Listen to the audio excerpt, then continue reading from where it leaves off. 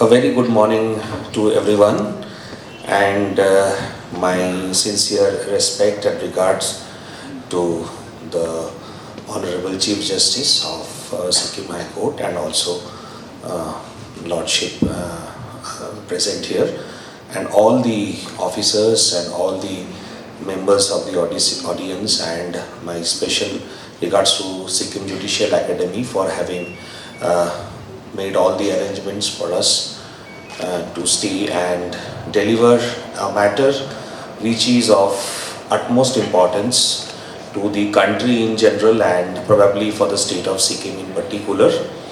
I am currently working as a professor of psychiatry at the biggest tertiary care hospital in Kolkata. It's called the Institute of Psychiatry. It's a part of the IPGMER and SSKM Super Speciality Hospital. And one of my areas of interest has been basically working in the area of suicide. And I've been working in this area for several years, and maybe we can have certain discussions. I would rather try to make it as understandable and as less technical as possible, and obviously if there are points which you feel need to be clarified, which we can always take it up. So the topic being the suicide, the extent of the problem and its solution. Now, as we all know, suicide is the act in which an individual intentionally takes his or her own life.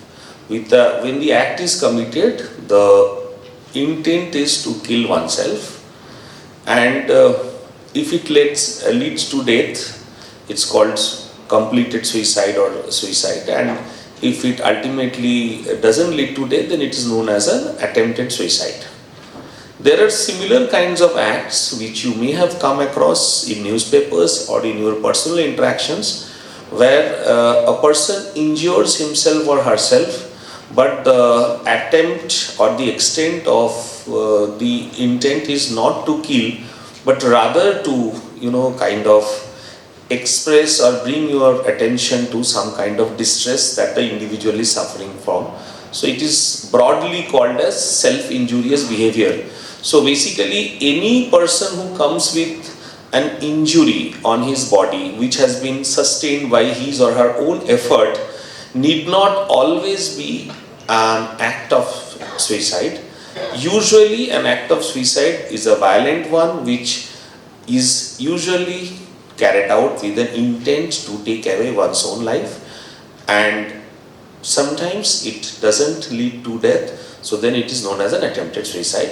Self-injurious behavior is something which usually would not otherwise lead to death, and it becomes apparent in the act. This differentiation is important because the way you have to deal with the individuals may also be a little different. Here we will talk about suicide, the nature and extent of the problem. And as you can see the first line in the slide, so globally it is the fourth leading cause of death in the young adults, 15 to 30-year-olds. Just it comes after road traffic accidents, tuberculosis, interpersonal violence. So these are the only three causes which are ahead of suicide as a global cause of death. So this is something which is very alarming phenomenon globally. Now in India, suicide has become the leading cause of death in this age group, 15 to 29-year-old. So here it has surpassed all the other causes which have dominated globally, and now suicide is currently the leading cause of death in young adults, the most productive group, 15 to 29-year-old. Hence it is so important, so alarming. And actually if we discuss why we are discussing suicide here, we can only say that it is not a problem which is a domain of a psychiatrist or a doctor or a police officer. It is basically a public health problem. It's everybody's problem. It's everybody's concern, and every individual, every professional, every person should in their own ways make attempts in their own possible way to reduce this particular phenomenon as much as possible, because this is seriously hampering the growth and productivity of the society. So suicide is usually expressed in lakhs per population. So currently the global rate in India is 12.4 per lakh population, and which actually means that was the last data, which means that almost 2 lakhs, 1.71 lakhs people died in the year 2022 in the entire country because of suicide. And this is only the reported data. So if you look at the data which may have not been reported, it would have easily crossed 2 lakhs, probably something to the tune of 3 lakhs if you go by underreporting and all that. So it's a serious problem, and this rate, as you can see, is increasing every year. So for the last 4 to 5 years, the rate of suicide in India has surpassed all previous records. So in 2020 it was the highest, 2021 it broke the record, and 2022 it was the highest ever. So it is increasing every year despite all the efforts and all the discussions that is going on.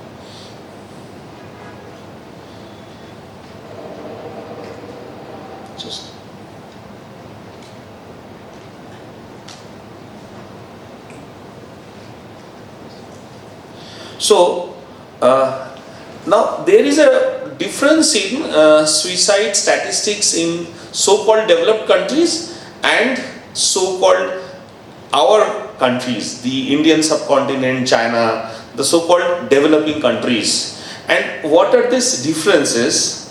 See, in developed countries which already have a very high proportion of geriatric or old age population, it is usually highest in the geriatric age group, and male-female ratio is very high. Males have much higher at almost 3 times that of females, and usually maximum almost 90% of the cases are associated with mental disorders, depression, substance abuse. So overall almost close to 90% of them have diagnosable psychiatric disorders, and out of which 70% at least have diagnosable depression.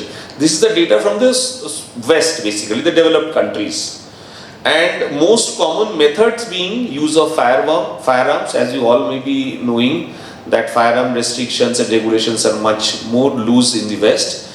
And other than that, inhalation or car exhaust fumes and poisoning. So these are some of the methods which are actually not very common in our country.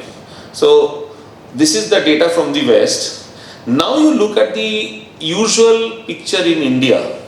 So as you can see, India and China account for more than 50% of the global suicides worldwide. This is another interesting thing. So we account for more than 50% of the world suicide figures, and highest rates here, as you can see highlighted in red, is this young productive group which can do a lot for the society. So they are actually, their lives are being lost because of suicide in India. So this is something which is very alarming, needs focus, needs urgent action, and the male-female ratio is almost similar. So here you can see more number of females actually committing suicide. So it is closer, almost equal compared to the West, where males outnumber females by a huge number. And married women have been found to be at higher risk. This was relatively, at least 4 or 5 years back, this was the data, because in the West they said that marriage is a protective factor against suicide, whereas some of the Indian studies have found that if marriage is stressful, especially related to dowry and similar other problems, it can actually be an additional stress factor which precipitates suicide. So divorce, dowry, domestic violence are some of the contributing factors for suicide in this group. And another interesting thing is so-called psychiatric disorders or mental health problems form only 50% or they can only explain only 50% of the cases of suicide. The other 50%, we actually do not know what exactly could be a cause. There are multiple hypotheses. For example, immediate quarrel, immediate stressor, loss of relationship issues. There are many factors which cause an immediate action leading to taking away one's life. Actually, some of them may actually not have tried to kill themselves. I'll give you an example. There are many studies which have been carried out in among farmer families in and around Maharashtra, which has one of the highest suicide rates in India. And it was found that pesticides are very commonly kept in the households in the farmer families, and often following a quarrel, a young child would impulsively go and consume the pesticide out of anger. At that particular moment, probably the intent to die would not be there so much. It would probably be more of an action out of an anger and impulse. Unfortunately, because of the lethal nature of the poison and because of unavailability of immediate medical attention, a person who actually did not want to die ultimately dies, and it comes or qualifies as a suicidal death. So here the intention was plus minus. Often it was an outcome of a quarrel in the family, and this leads to an unfortunate death. So there are many such suicidal deaths in India where the intention was not very clear. So this is something which is to be noted. And another is the commonest methods. Here you can see ingestion of pesticides, hanging, and something very brutal, self-immolation, setting oneself on fire. So this used to be the commonest method. Still date, self-poisoning and hanging keep on happening as the common methods. Now, having said all that, there are regional variations also. So India being a big country, it has many variations. So all regions will not have uniform suicide rates, suicide figures, and also causes. So here you can see the so-called southern states which are otherwise known as developed, both in terms of socio-economic status, health, education, even some cases have very high female literacy rates. They have recorded very high rates of suicide. So this is something which is very intriguing, paradoxical, but the fact remains that this is what it is. So the southern states of Kerala, Karnataka, Andhra and Tamil Nadu have much higher rates in comparison to the so-called northern states of Punjab, UP, Bihar and Jammu and Kashmir. In fact, this data there has been so much of a divide in the rates between the two states, these two groups of states, that actually many suicide researchers and social welfare people, they say that probably it is resulting from under-reporting and fudging of data from the northern states, because states which were otherwise known to be more prone to law and order issues and violence, how could suicide be so low in their states?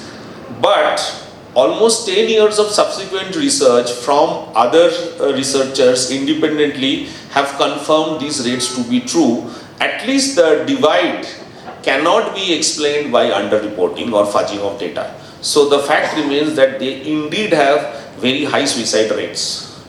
Higher literacy, a better reporting system, lower external aggression, higher socioeconomic status could be possible factors accounting for the variation. So as of now, we do not know, but these states do have very high rates. Now, I'll have to take a specific look at whatever data is available for Sikkim. And see, there are two ways of the suicide reporting is usually what we still follow is the National Crime Records Bureau data, which collates data from different states who give it to State Crime Records Bureau. They give it to NCRB, and NCRB publishes the collated data both for different kinds of death, including suicide. Now, there is one about total number of suicidal deaths, in which usually Maharashtra, Madhya Pradesh, Karnataka, these states, they usually come very high, in also West Bengal.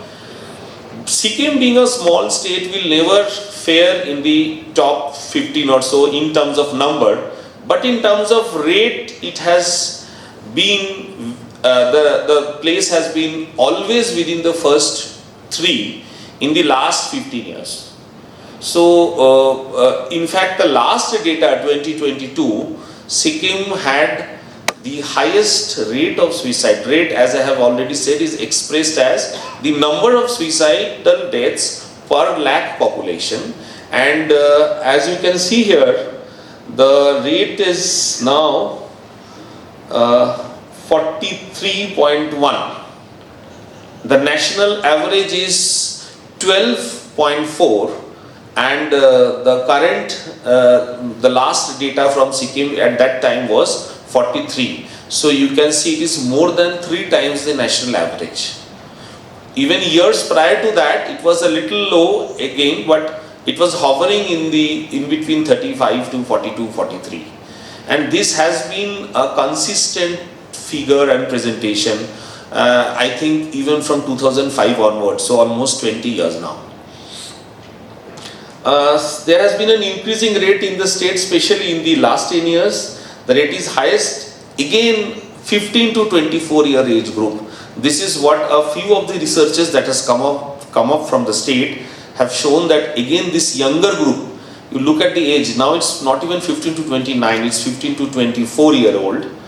And here poisoning has not been found to be a very common or preferred method.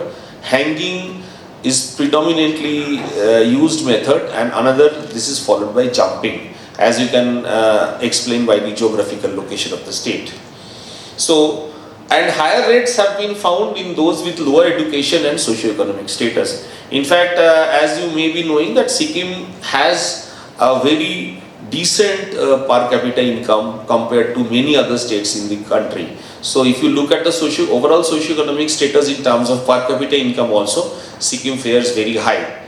So these are the factors which often fail to explain why the suicide rates are so high in states which are otherwise faring better. So this is the extent of the problem.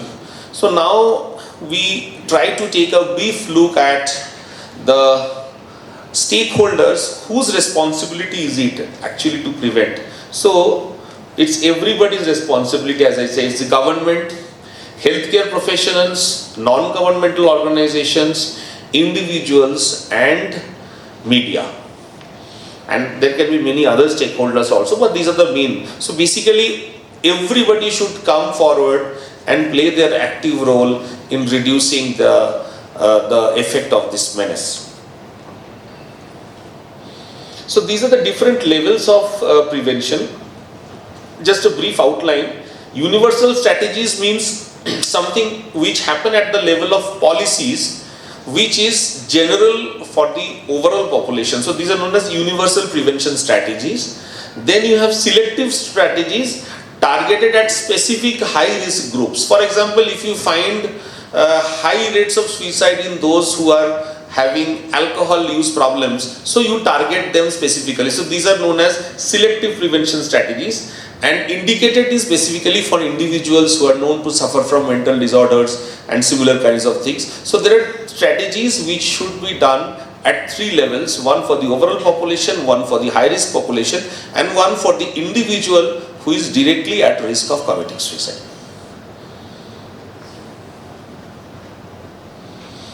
So some of the broader strategies: public awareness and education. So what should actually be told to the common public? So how to recognize suicidal risk? What are the common risk factors? What are the protective factors for suicide? And then how to reduce stigma associated with suicide, and whether there is actually any direct role in public awareness program. The answer is, if the overall public becomes more and more aware of this phenomenon, then at least the stigma associated with suicide will reduce. So if you ask me what are the common myths about suicide, I will specifically just tell 2-3 important lines. One of them is that we have a common misconception that a person who talks about taking away his or her life will not do so. So this is one of the biggest myths. In fact, over the years it has been found worldwide that most of the individuals who plan their death by themselves leave some kind of a signal before, directly or indirectly, either to their family members or to their friends or to their relatives or at least to the treating physician. So these are some of the myths, which through public awareness have to be dispelled. Another common myth is if you ask somebody whether you are feeling suicidal, you are actually inducing a thought of committing suicide in that person's mind. The answer is no. In fact, suicide is such a private phenomenon, such a phenomenon filled with shame, that a person may be actually contemplating taking his or her own life, but is actually hesitant to spell it out in front. So in such cases, directly asking the individual whether you feel like taking away your own life will often help the individual to come out with the suicidal thoughts, and you can actually assist the person in taking necessary professional help. So these are the areas which should be touched upon in public awareness and education when you talk about suicide and public awareness. It does have a gradual percolating effect in reducing the incidence, although you may not always find a direct cause-effect relationship. This is important. This has been found important worldwide. Unfortunately, it may not be something very effective for this particular state. It is restriction of access to beings, which means, as I was saying, that if pesticide or poisoning is one of the commonest methods of committing suicide or taking away one's own life, so when you restrict the access of suicide of a pesticide to an individual's household, it has directly been found to reduce the rates of suicide. I'll give you more examples. In Western countries, they have found that there are areas where gun laws were modified. So if you restrict the access of guns to a suicidal individual, their rates of suicide actually come down. Because at that particular moment when the person has an urge to kill himself or herself, if the method or if the easiest means is not available, suicide comes like a spike, suicidal thought, and after a while it usually goes down.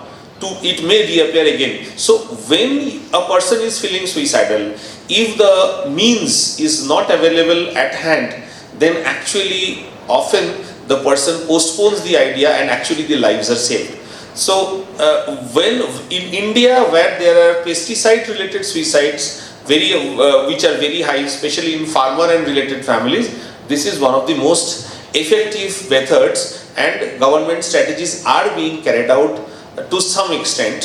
Sri Lanka has found this to be very, very effective in reducing their suicidal. Yes, Sri Lanka again is another country which had a very high suicide rate, which still has, but because of certain policies including pesticide control, it has significantly reduced the risk of suicide.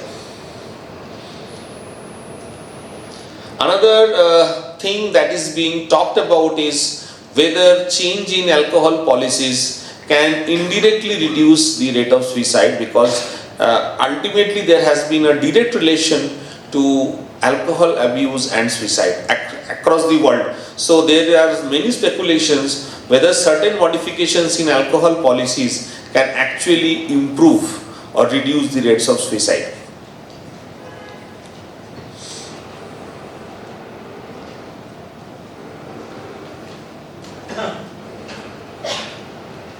So here comes the legal part actually, where we have debated so many times. I think in Calcutta also we had many debates, and we have learned lordships here. So basically one of the problems that take place at the ground level has been if suicide is not decriminalized, then there is a hesitation on the at the level of the individual and the family to report suicide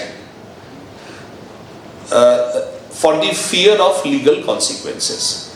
The initial idea was that if you are committing suicide and if there is a law against it, probably it will act as a deterrent. But mental health and related suicide research has shown that actually actually if you penalize an individual who has survived an attempted suicide, it actually doesn't serve as a deterrent. On the contrary, it prevents a person from reporting. So if you do not report suicide, you will not get necessary medical help. You will not get necessary help from mental health professionals, and you may subsequently go untreated and go on to commit suicide. This is the first part. Second part is suicide is a phenomenon full of stigma, and many families actually fear harassment. So keeping all these things in mind, decriminalization of suicide had been a long movement across the world. Sri Lanka decriminalized it way back. In India, there were many ups and downs. Finally, the Mental Health Care Act 2017, the section 115 it came, and it specifically mentioned that the previous 309 of IPC, which had said that if you are having an attempted suicide, then it is legally punishable. So this act, section 115 of Mental Health Care Act, it specifically says that if a person has attempted suicide, it will be presumed, unless proved otherwise, that the person is having a mental health issue or having some kind of a distress, and it is the responsibility of the state to provide the person with necessary help. So apparently it has an overriding effect on section 309, but even after the BNS, attempted suicide in some form still remains punishable. So the problem here, the workers in the field of suicide, what they say is that if it is not fully decriminalized, this is one part of the argument, then there will be some kind of a hesitation in people reporting suicide. So at least the common minimum attempt that can be made is every attempted suicide that comes to a health setup need not be reported to the police. And it is something which can be decided at the level of the state, because suicide reporting invariably prevents the victim or the family from reporting the actual cause of suicide, and invariably it leads to a grey area actually. So this is one area which has been talked about many times. Training primary care physicians, I think this is a very important step, because it has been found that almost 50 to 60% of the individuals who attempt suicide actually had talked about it in some form or the other to their treating physician. So one would not go to a psychiatrist or a psychologist and talk about suicide. It is usually mostly to the physician that one goes to, a family physician, a general physician, and many times if they are not properly trained or oriented, they would actually try to underplay. They may be having an idea that this person must be just talking something which needs not be taken seriously. So if this particular group is properly oriented, they can counsel at their own level, they can assess the risk at their own level and treat and refer if necessary. So training of the primary care physicians who work at the level of districts, primary health centers is of utmost importance, and I think this has been taken up at a big level all over the country.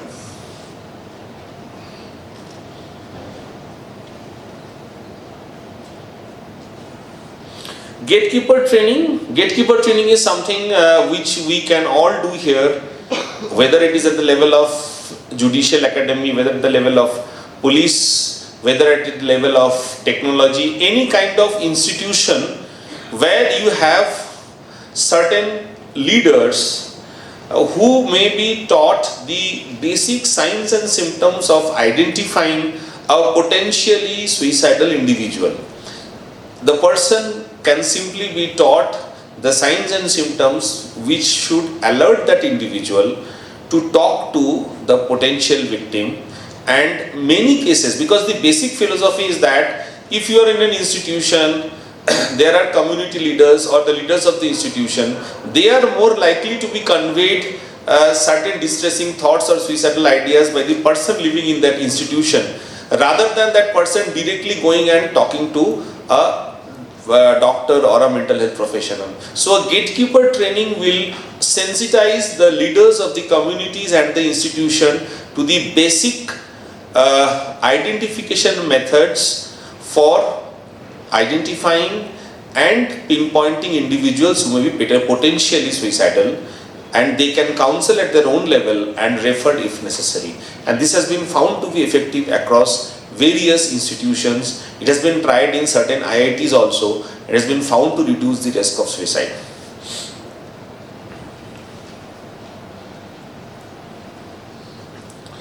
So this is not much. This part only I would like to say that whenever there is a treatable psychiatric disorder or a mental illness, it should not be underplayed, it should not be ignored, and as much as possible it should be referred to a doctor or to a mental health professional, because it has been clearly found that treating the underlying mental health problem or the psychiatric disorder leads to significant reduction in the rates of suicide in those who are affected by the mental health problems. So if you are dealing with those 50 to 60% who are known to lead to suicide because of mental health problems, you actually have to treat it to reduce the problem of suicide.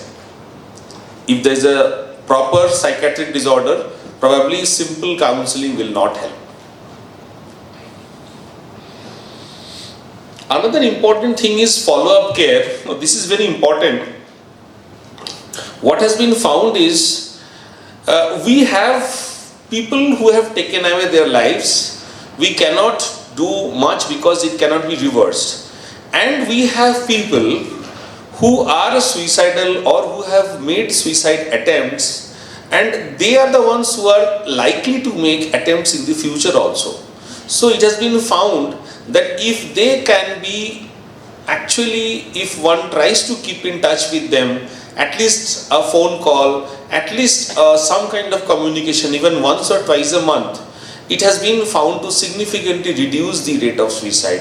Whether that communication comes from the level of a doctor, a professional, or it can be simply a compassionate relative or a neighbor or a friend, usually it has found to reduce the rate. What we usually do is, we do not talk about these things, we usually try to brush it under the carpet. Unfortunately, that is not the right way to approach it. So even if you meet the individual after a month, you can actually in the course of conversation ask whether you feel suicidal or not, or whether such thoughts still keep troubling you or not. And I am sure that person will not be offended. On the contrary, you can actually identify if such thoughts are recurring in that individual. So this is the best way to save the life of an individual who has survived an attempt, and is again likely to have a similar thought at least in the next 6 months or so.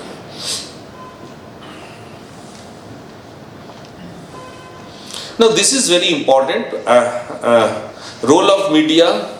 It has been the more we emphasize, we cannot emphasize it as much as it has actually created the problem.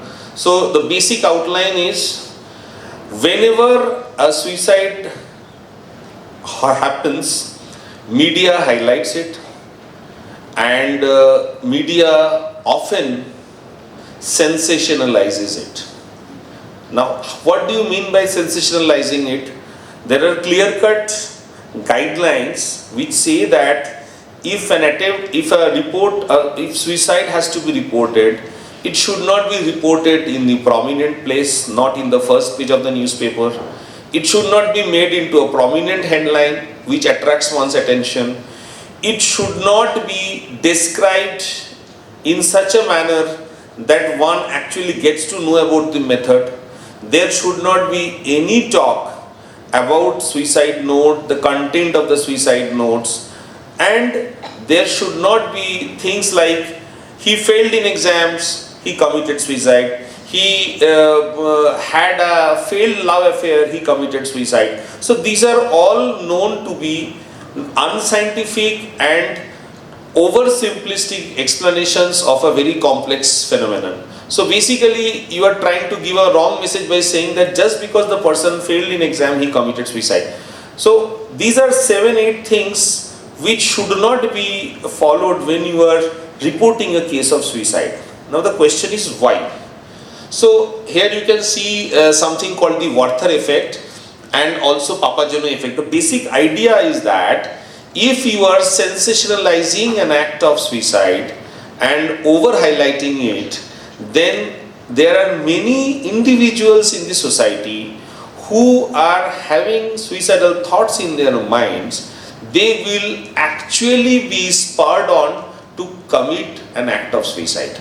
This has been proven several times, hundreds of research papers across the world. It started in Vienna, metro suicides. They were repeatedly reporting cases of metro suicides, and it immediately led to copycat suicides through metro. This is what happened in Europe several years ago. We keep seeing it in Calcutta, even very recently also. And then there were many incidents of high-rise suicide. Just one detailed reporting led to a spurt of high-rise suicides in the next 3-4 days. Similarly, when Sushant Singh Rajput's incident was over-reported and over-highlighted in the media, I can tell you, at least in Calcutta, there were several actors and actresses of a similar age group who committed suicide within the next 1 month, at least 3 to 4. So this is a known phenomenon. Press Council of India had come up with the guidelines also in 2019, which specifically says that this should not be done, but this is being done. I think the situation will not be different in Sikkim state also.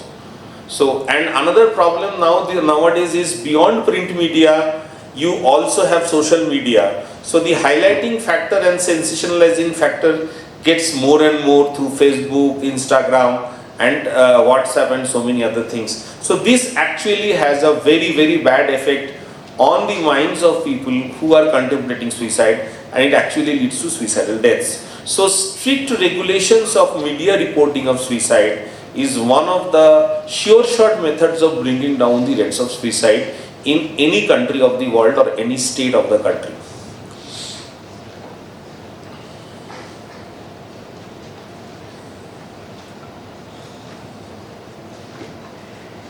Role of NGOs, like many other health sectors and public health sectors, we often do not have adequate number of professionals. So to reach out to the masses at the level of villages, talukas, districts, so role of non-government organizations are of utmost importance. There are many NGOs who are working in the area of suicide, and there has to be an active collaboration between them, doctors and the government, so that they can actually reach out to places and people where otherwise government system is not always able to reach out. So what are the most effective interventions out of so many that we have talked about? So physician training and education, restriction of access to means, controlling the media, gatekeeper training, and suicide prevention intervention should be multimodal. It should be affecting different spheres at one go, and it should not be an isolated attempt involving only one sphere. Now comes this part. India as a country did not have a national strategy for suicide prevention at the level of the national government, but effort was being made by several researchers, and finally it came up with it in November 2022. So India came with National Suicide Prevention Strategy in November 2021, November 21, this is a mistake, November 21, 2022. This is the first time such policy was introduced, and it aims to reduce the rate of suicide by 10% in comparison to 2020. So whatever rate was there in 2020, it aims to reduce that rate by 10% in the next 10 years. And for how does it intend to achieve that? Through effective surveillance mechanisms, integrating suicide prevention services with district mental health program, which is a known strategy across the country, and integrating mental well-being curriculum in all educational institutions. This is a relatively long drawn strategy, but ultimately they target to achieve it in the next 10 years. So if we conclude, suicides are preventable, so we need not be that nihilistic that nothing can be done about it. These are preventable, and it actually, if proper effort is made, suicide rates can definitely be brought down. For national responses to be effective, proper implementation of national suicide prevention strategy is needed. Proven effective strategies include restriction of access to means, controlling sensationalization of media. This is something which we should make more and more serious efforts to do, and apart from the other methods that I have discussed, including decriminalization. And I think this is what I had to tell, and we can have questions and discussions and clarifications. Thank you very much for your patient listening. From Namchi, Sikkim, a CWC member, Neelam Subba. My question to sir is, you said like suicidal comes with warning, but in my experience I've seen that suicidal comes without warning. So how is it true? Could you elaborate on what you were saying? You said that from your experience, you have said that it comes without warning. Yes. So could you? In my experience. Yeah, I mean, what? There was no warning. Okay. So I have to encounter suicidal. See, actually, what is said is that there are certain warning signs which need to be identified and told to people. For example, the warning need not always be, yes, you are correct, there can be certain acts, as I was saying, which happens impulsively all of a sudden when a person takes away his or her own life out of the blue, suddenly out of anger. That in those cases there is no question of any warning sign. Now there is another significant chunk of individuals who actually plan their death or how they are going to kill themselves, at least from some time before, and it has been seen that there are certain changes or certain signals that come from their behavior which can be noticed if properly looked into. For example, there can be general lack of attachment to the usual things. The person may often give up doing his or her usual work. This is one. Then there can be generally lack of attachment with others. Then some are known to give away whatever possession or property they have. If it's a elderly individual, it can be like giving away your property through a will or something. If it's a small girl, one can actually write in the diaries that I'm handing over my doll to this person for use after I'm gone. So there are several of this. Then there are many individuals who are used to taking alcohol, and it has been seen that prior to their death, there's a sudden increase in their rates of consumption. Usually it becomes very high.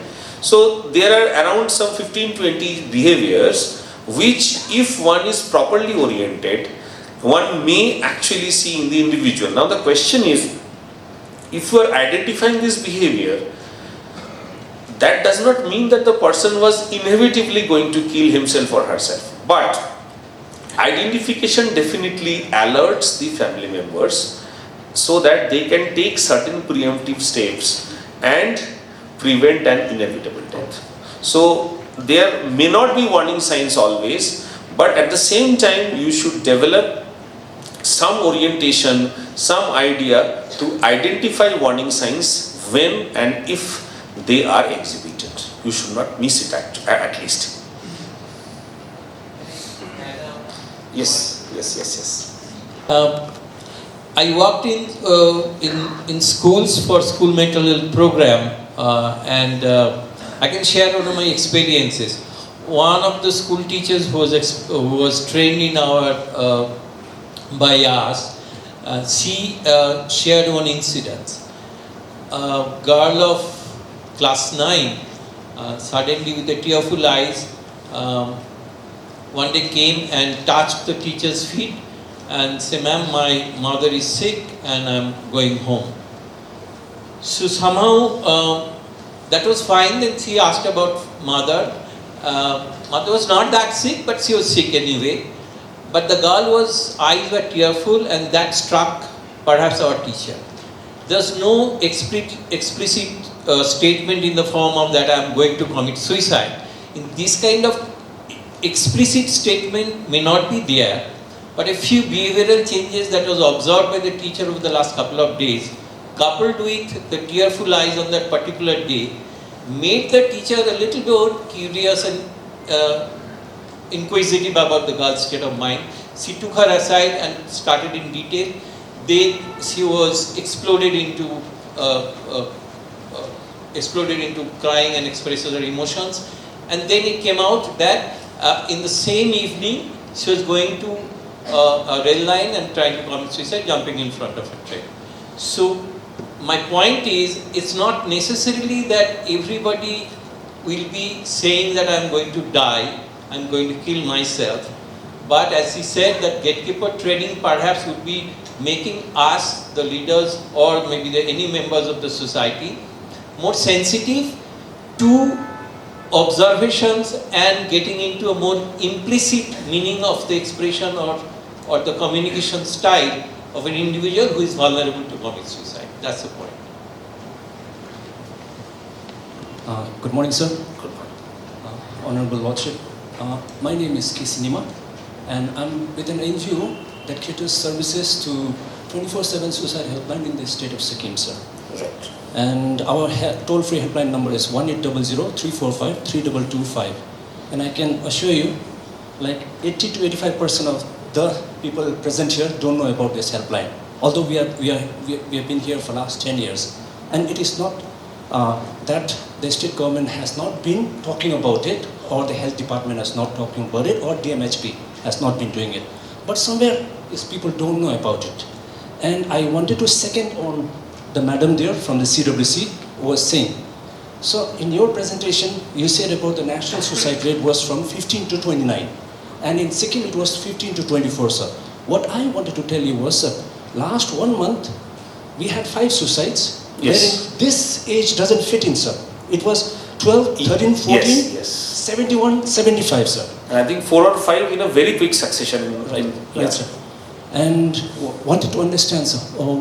71, 75, let's forget it, they were old people, they probably had depression, sir.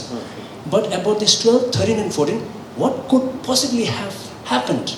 Or I've got gatekeeper training, sir. And I fail to understand, or even the experts in Sikkim fail to understand what happened to them that 12, 13 and 14 hung themselves, you know. And about that media okay, sir, excuse me for that, sir. Just recently, 13-year-old, not Sikkim, and in the media what it was given, there was a rope. You said media sensationalization, that is, yeah. So, Overemphasizing it, over-highlighting it, right? And it's specifically about 12, 13 and 14. What our psychiatrist madam is here, and probably she would like to add up to that.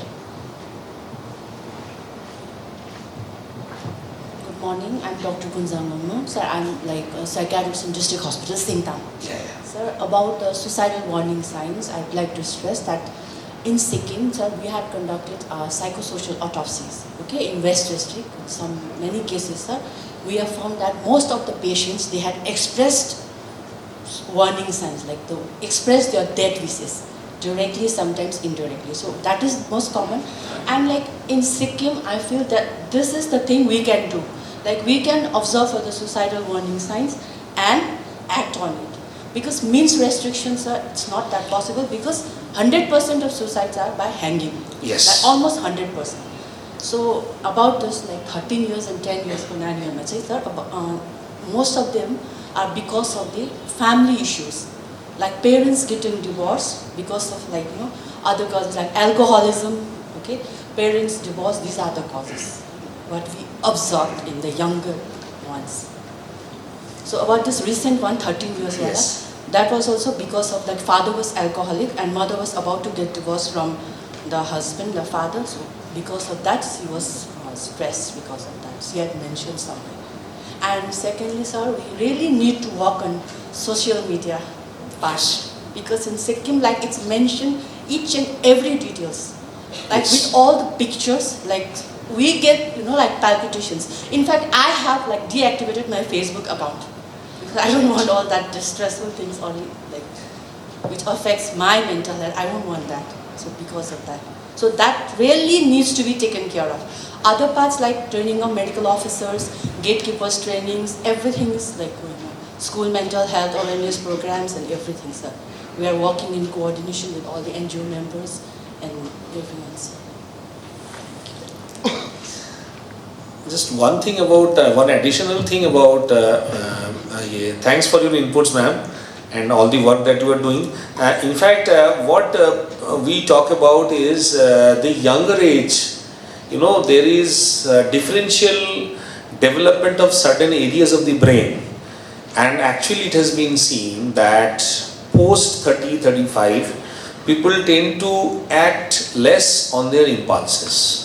So usually it is the younger adults, even early adolescents, who tend to act out on their impulses. For example, the same situation, the same stressor, for example divorce, whatever, same stressor, had it befallen an individual who would be say 30 plus or so, the same individual at that age would probably not have taken recourse to this measure.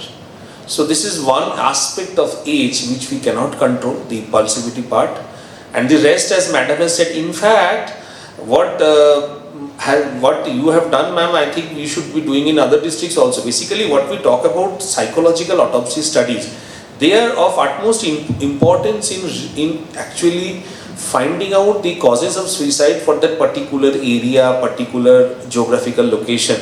Because NCRB data is very superficial. It is taken and collected by policemen who are not sensitized to the psychiatric aspects, and they cannot be, because they have to collect data for so many other things also. So very commonly it is seen love affair, this and that. So the immediate or the proximate causes. So that actually doesn't give us the clear picture. This is number one. Number two, regarding media, I think one has to be very strict, because Press Council of India guidelines are there. It cannot be, it is not a judicial body, so they cannot be punished, but a proper emphasis has to be given. And regarding, sir, your helpline, I can tell you one thing, that there is also one of the guidelines which says that every reporting of suicide, whether it is online or offline, should be followed by a locally available helpline number. It is a very clearly, again, a guideline which is not always implemented. I can tell you at least one newspaper, The Hindu, which rigorously follows this, which each and every report of suicide, they actually are the ones who follow it very close to the actual guidelines. They never sensationalize it, they never put it on first page, they never describe the methods explicitly, they never use the word suicide in the headlines, so many other things. One thing they also do is, after the end of every report related to suicidal death, they give the number of the helpline number of locally available suicide helpline resource. So I think this is something which you can collaborate with the help of your government, with the media. So at least this is the minimum they can do, is they should put up your helpline number, which is there for so many years, for the readers of their newspaper. Yeah, further adding to what doctor has said, in the Yes. state of Sikkim, my experience working on with the people, what it reflects is that has not been reflected disease also. We have a huge number of tuberculosis, people suffering from tuberculosis, and we are taking a medicine of MDR, and that has led to the depression strong. And this is what I found in the TB is mostly in the people coming from the poor backgrounds, the underprivileged kind of thing. So the vitamin, the diet, which is also need to be taken care of. So those are not there because of too much overdose of the medicine also. They are dropped out from the school. That's quite a number of a good, as far as I know, better for it. So a lot of students are drop out, the young children, and then what happened, their friends who are been regular in the school, they go, then depression has happened in with the child who is a dropout due to economic crisis, the medicine, then they have not been able to go to school, the gap and the examinations. So these are also the cause of that. This is what I see. And then when I read the Mental Health Act implementation, though we may have the helpline number, we may have so many other, but when a person who is vulnerable to this, then what are the facility accessible to them?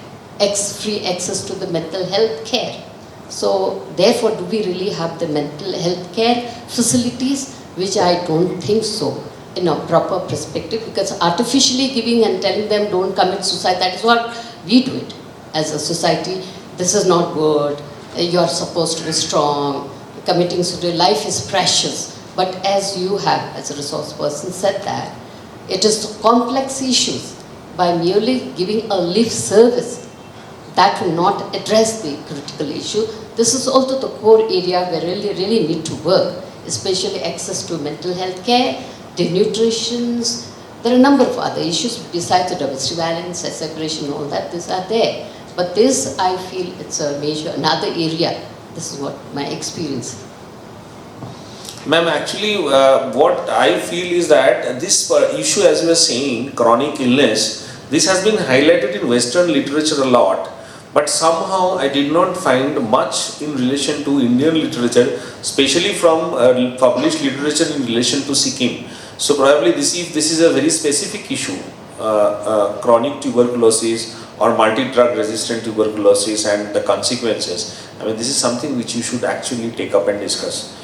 Because that is something again which is a preventable thing, at least if it is properly controlled and prevented. So we talk about integrating, as National Suicide Prevention Strategy has also said, it is not an individual's prerogative. So you have to integrate this with other ongoing state level programs, and they can actually help each other.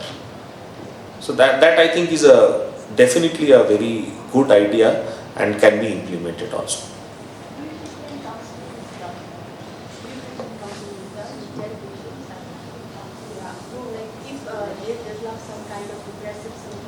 Other psychosis can also occur with MDR treatment, ma'am. So like if they develop those kind of symptoms, they can come. We do pre-treatment counseling. So before starting any kind of like medication for tuberculosis. There was some program by the government in collaboration with NIMHANS also, maybe around 2019 or 2020 pre-COVID. Are you aware of that? Because I have read about it. Sir, SPAN. Yeah, Sikkim yeah. Suicide Prevention Action Network. Sir. Yes. So how is it Sir, going it is on going now? on that. It is under that only, sir. We are doing those psychosocial autopsies. Sir. Okay. Okay.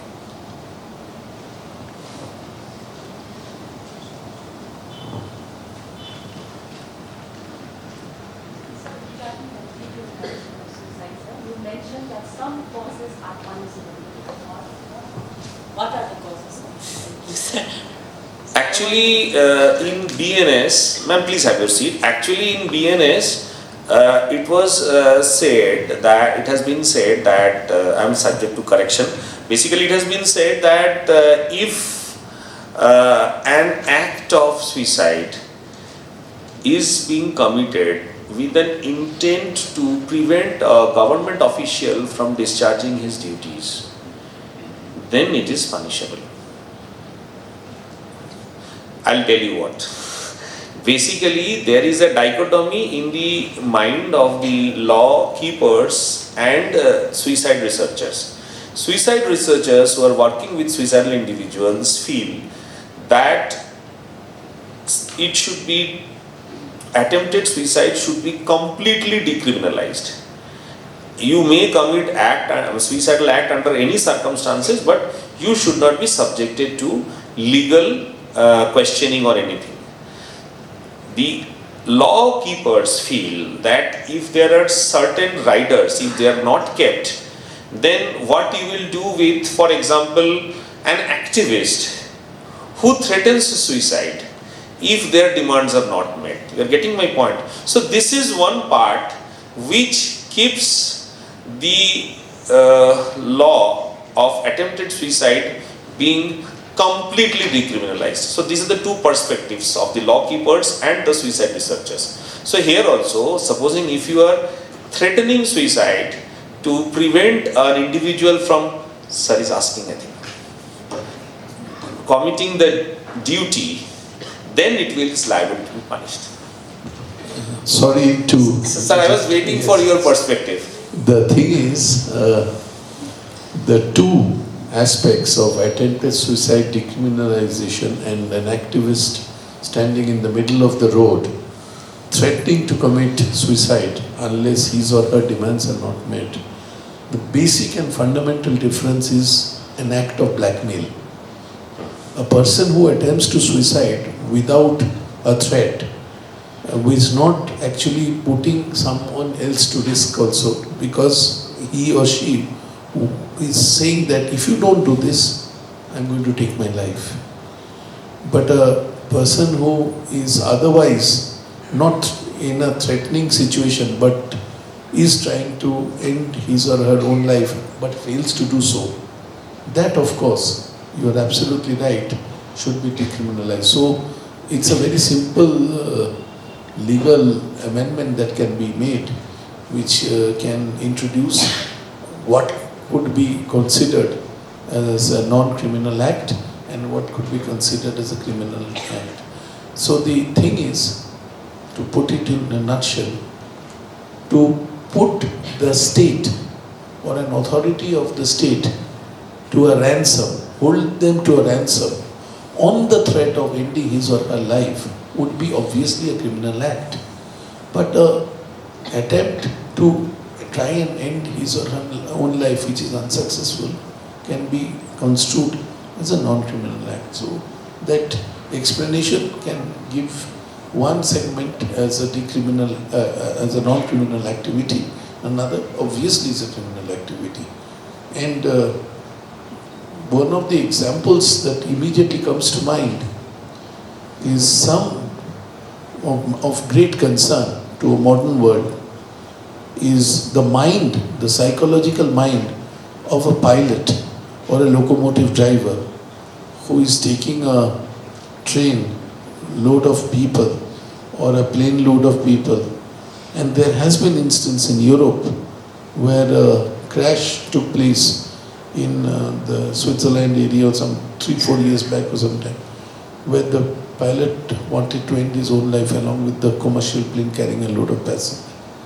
Now that of course would be a criminal act, but it was not an attempt, it was a successful attempt. As of the disappearance of Malaysian Airlines MH370 or whatever is the name, even there is a school of thought which says that it was the pilot who probably wanted to end his life along with the... So the thing is, to sweep the canvas with one brush is not a good thing to do. There are those attempts where psychological interventions are required by experts like you and Dr. Raj and others. But there are instances where these people hold the state or the authority to a ransom, and that is something that's a deviant psychological situation where a person knows that he or she is holding a gun on the head of the state. So that is my take on this. So I have a question actually. Basically, I just wanted to tell you one thing. At the actionable level, what we all are concerned, those who are working or who are interested in areas related to suicide, only one thing concerns us, that is somehow it has not, even after 2017 MHCA being done so long, it has not percolated to the level of the local hospital and police station that an attempted suicide need not lead to a mandatory police reporting. This is what actually is causing the problem. So if something can be done, we are very well aware of the nuances, you cannot at one stroke completely decriminalize it, because then other elements may come in.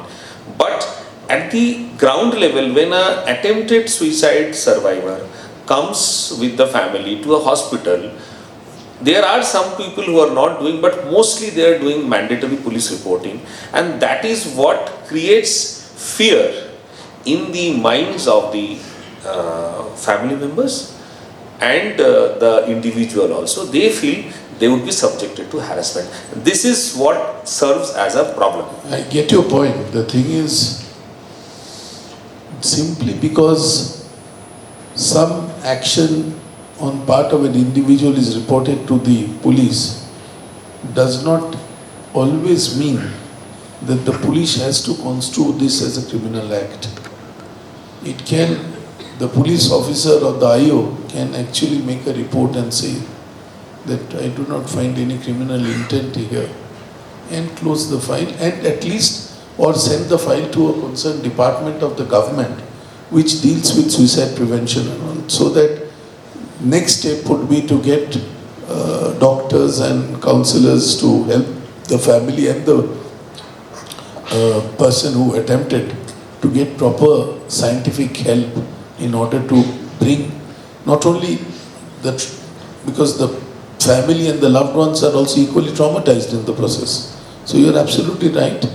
I think a little bit of sensitization at the level of IOs will Yes. be enough for taking a pragmatic view of it. Thank you, sir.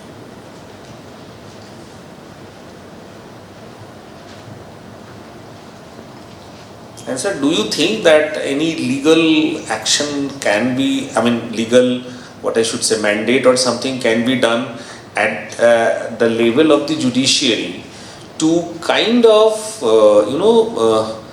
let the media actually implement, because Press Council of India guidelines are not mandatory on them, so they may follow, they may not follow, and they have not been following it. So could there be any kind of a judicial to enforce them to do that? If you violate so and so, you may not be, because this or everything cannot be justified based on freedom of press. You are absolutely right. In fact, when you quoted Hindu, the method in which they report suicide, I was listening and I was thinking why this is not followed in Sikkim, where the suicide rate is alarming. In fact, I wanted to have this session only to flag this aspect of mental health, which is of grave concern to this very small state.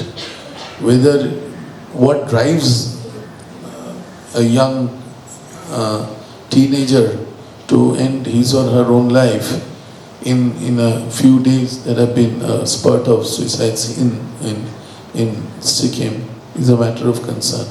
But what I think those who are in the audience would in fact know, that we do not have lot of newspaper circulation. We have 2 English newspapers, I think, Sikkim Express and Summit Times. But most of the news in Sikkim is through the social media platforms. Now, it is very difficult to regulate the social media platform, howsoever my intention should be. But yes, this is a matter of concern. I will see what we can do.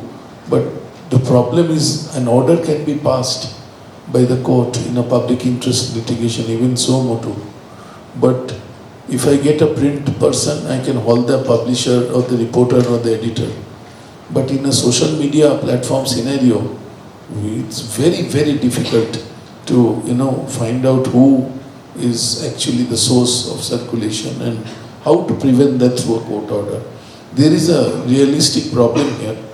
We'll have to apply our mind collectively in order to find out a solution. But in Sikkim, so exactly what you said, the Hindu way of reporting, that sensitivity, and including in the last that there is a helpline here, that kind of sensitivity is utterly lacking in Sikkim because they don't read the newspaper. They just go by the WhatsApp or the Facebook or the other social media platform, which according to me, in my personal view, is dangerous, where there is a total lack of understanding of this whole mental health issue of someone trying to take his or her own life or is taking his or her own life.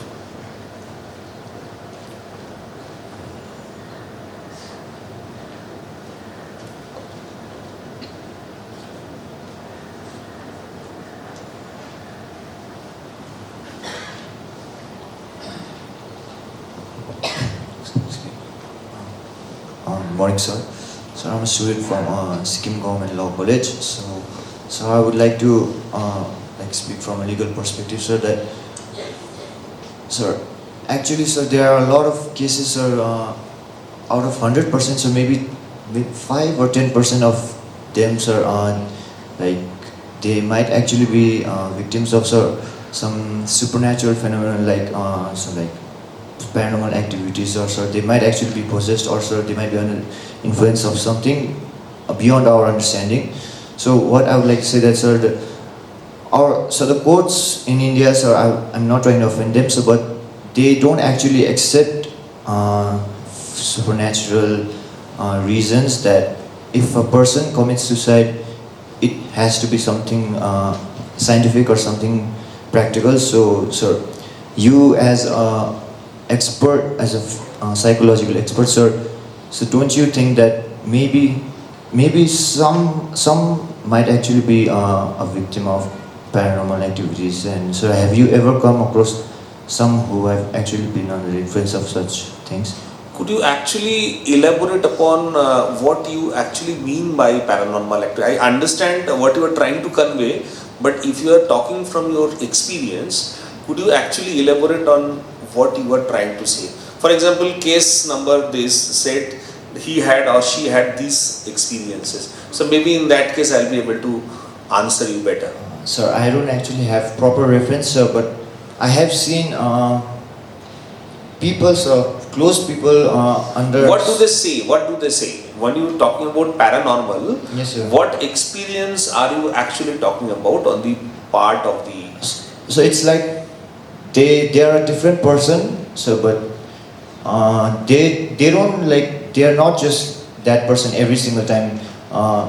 Whenever they are under some sort of so you mean to say religious- when they are being possessed by somebody? Yes, sir. Yeah. So you see, thank you. You can have your seat. So basically, possession-like phenomena, being taken over by others, these kinds of disorders have their place in very much in psychiatric literature, and there are methods of treatment also. Yes, there are certain states of mind when one actually feels that he or she does not have full control over themselves. Yes, this is something which used to be called as paranormal phenomena once upon a time. Till date also maybe some people call it, but they are well within the confines of psychiatric conditions wherein people do have such experiences, and they are very much treatable both through psychotherapy and medicines.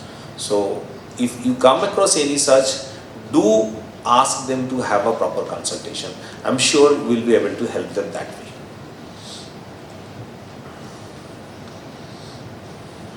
Good morning, sir, Honorable Lordships. I'm Sten Namubadia from Tashnamir Academy. So I would like to ask for your advice. Most of us are not experts in dealing with such matters. So if in school we have a friend or peer who is having suicidal thoughts, in what way can we effectively assist them without triggering their instinct? So the best way is, you can have your seat. Thank you for the question. The best way that can happen at your level is to allow the individual to ventilate and express themselves.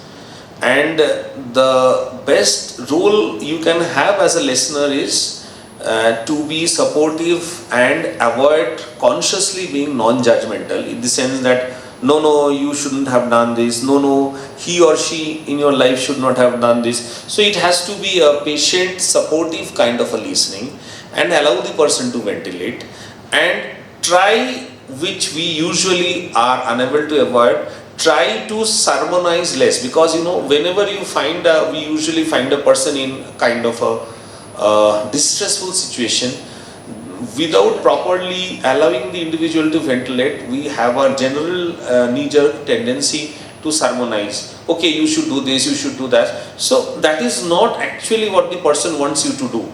The person first wants you to listen, then the person wants to ventilate. So once these two things are done, and if you are non-judgmental, the person will be able to confide on you. And if you can gain as much trust of the person, that next time also when the person next day feels similar feelings, at least they can share with you. This is number one. And from your side, you should be alarmed if in the course of discussion it comes up that the person is either making up their mind or have had a definite plan. These are the two occasions when you can either inform the parents, or if you feel that the parents may not connect well, some of the relatives, or at least to your teacher, that I sense a danger here, please help. Good morning, sir. So my name is Sonam Putia, and I currently am working with Child Helpline. So what I wanted to know is, when someone is like thinking about taking one's own life, and if someone is on the verge of committing a suicide, I want to know what are the things that one can do right in the moment that can stop oneself from taking his or her own life, like things he can think about, things he can do, like anything that can be helpful to that person. Yes. So there are certain methods, basically kind of what we call as suicide first aids, basically which you can tell also, we do tell to some of our patients. So they say that what would you actually do when, or what should I actually do when I feel suicidal in the middle of the night. So certain odd situations when you may not always be able to seek help, even if you want to or wish to. So basically it has to come in 3-4 stages, and it has to be discussed with the individual in a sequence. First and foremost, if such a thought comes, then the individual should try to distract himself or herself without taking any help initially. It can be switching on a TV program. If it is possible that they can distract by just going out for a walk or listening to music, if it is possible. So the distraction is the first technique. Second technique is going out, if feasible, to a public place without interacting with anybody. Just the fact that you are out and among other people will actually prevent the thought of suicide from taking over you. For example, you are just simply walking out and going at a cafe where you don't know too many people, but at least the people are there and you are not alone. This is step 2. Step 3 is trying to confide in people who you have previously informed. That can be a friend, that can be a relative, somebody who is very close to you and on whom you can confide and say that I am feeling suicidal, what should I do? If the person says, fine, I am coming over to your place, or you can alternately say that should I go over to your place and spend a couple of hours at night. So this is step 3. And if these 3 things do not work, you have helpline. Helpline is always there at any stage if you are totally alone and you are unable to handle it. Finally, hospital or a mental health professional, any kind of help that is accessible to you. It need not always be a psychiatric resource, it can be a general hospital emergency also, but you leave the place, leave your own place. So this is the sequence in which usually it is done. Sir, good morning, sir. So my question for you is, that time during your presentation you had mentioned that suicide varies from region to region, like in India, like the South Indian states like Karnataka and Kerala have more higher rate than North Indian states like UP and Bihar. So my question is why? Is it due to, like, since South India is considered by people a bit more advanced than North India, and because of this the work stress level, the education stress level, and is much higher than North Indian states. So, or are there any other factors playing in this? Yeah, it's a very good question, but actually you see over so many years people have tried to explain the difference. Unfortunately, no one has been able to tell exactly why. So initially they said it was over-reporting, but proper reporting and other states were not reporting, but then that has also been, that myth has been dispelled. So exact cause has not been found. More so because if you hypothesize that here is a person who is a poor state, poor person, poor law and order, lots of stress, so probably the person may commit suicide. Here you have a state which has a better income, better health system. For example, Kerala, one of the best health systems of the country, but a very high suicide rate. So this part is not matching, and we still do not know the answer why. We simply know that they have high rates and we must target and use all measures to bring it down, but exactly why they are higher than so-called other states we do not know. Good morning, sir. My question to you today is like, even when people are addicted to drugs, they in therapies they usually rely towards sports and other activities. So my question to you is like, if a person has suicidal thoughts and doesn't have a certain goal in life, do you think that certain sports can help? See, actually exercise in any form, whether it is a sports is a form of exercise which actually draws your attention and makes it interesting. Other than that also, any form of exercise has been found to be good for mental health. It may not directly have a 1:1 curing effect on suicide, but it will definitely improve your overall health and mental well-being, and definitely bring down mild to moderate level of depression also. So exercise for any form should always be advocated. Another, if you talk about a place like Sikkim, I was going through literature, there has been many other things that have been talked about.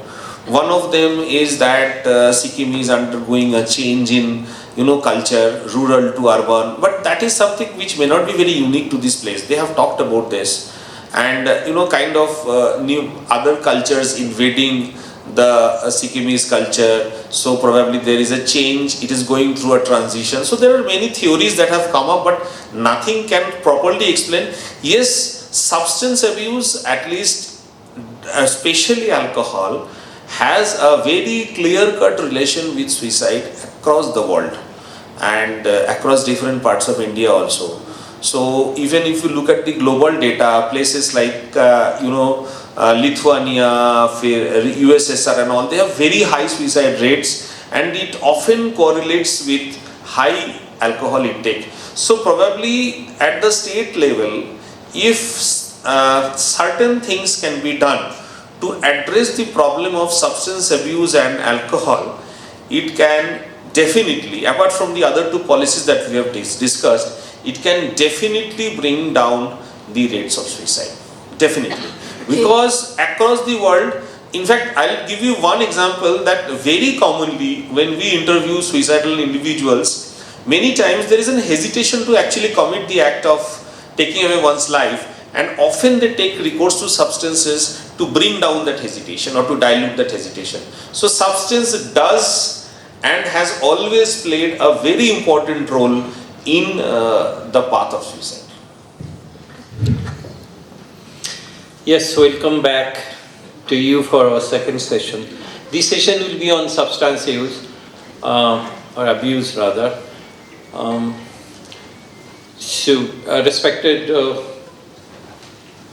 Respected our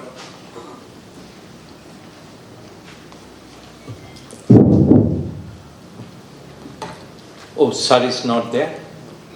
So, respected Lordship, Chief Justice Mr. Shomadar,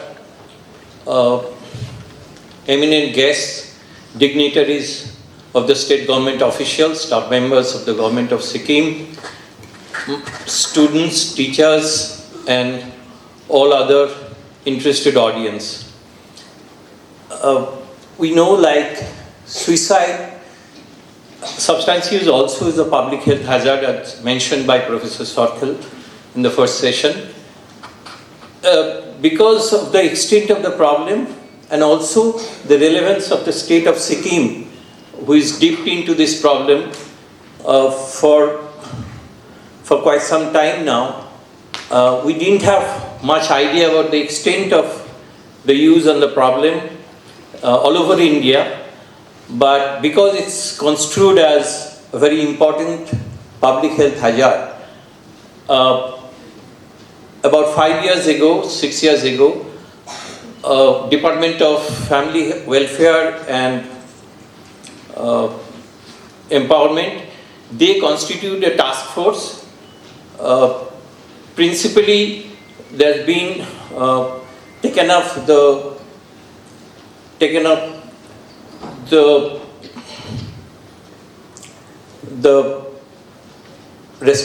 responsibilities taken up by the Addiction Medicine Department of NIMHANS and 10 other national institutes of India.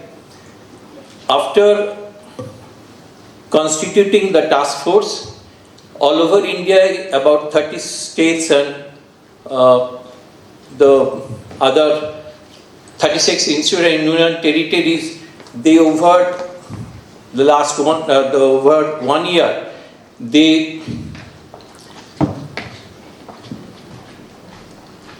over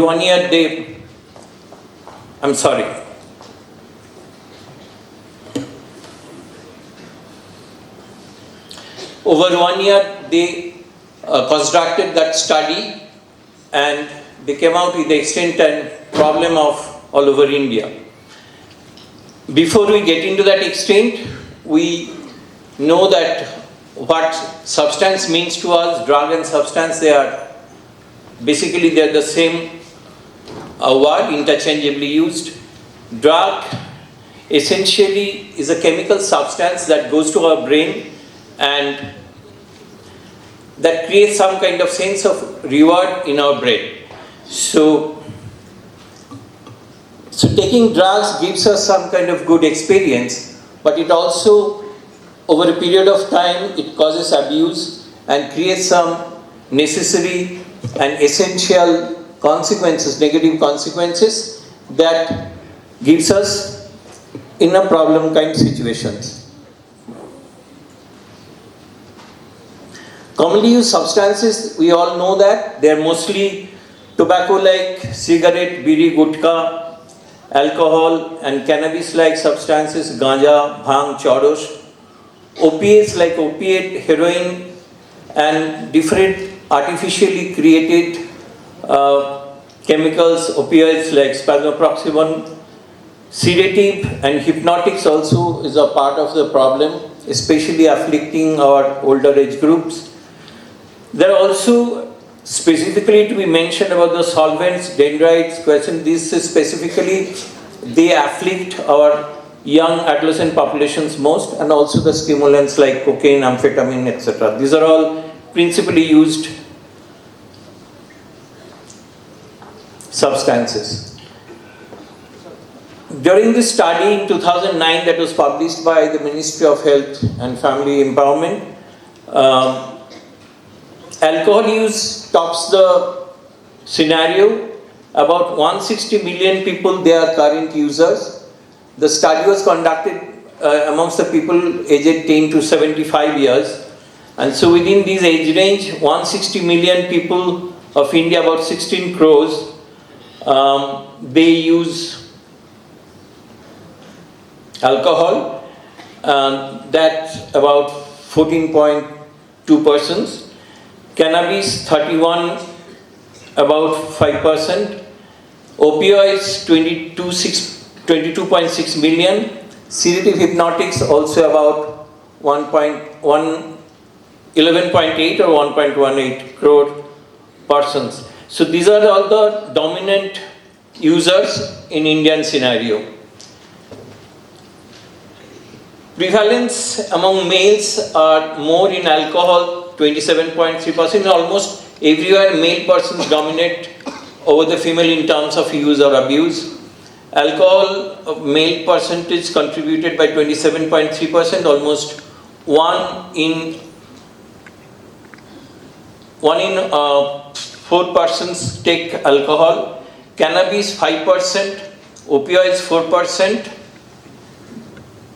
Amongst the state, whether it's, perhaps it's not visible clearly, but generally my point will be that it's alcohol, as far as alcohol use is concerned,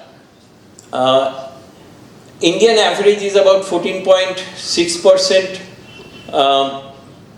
of alcohol use overall, and 27.6, as I said, in male persons.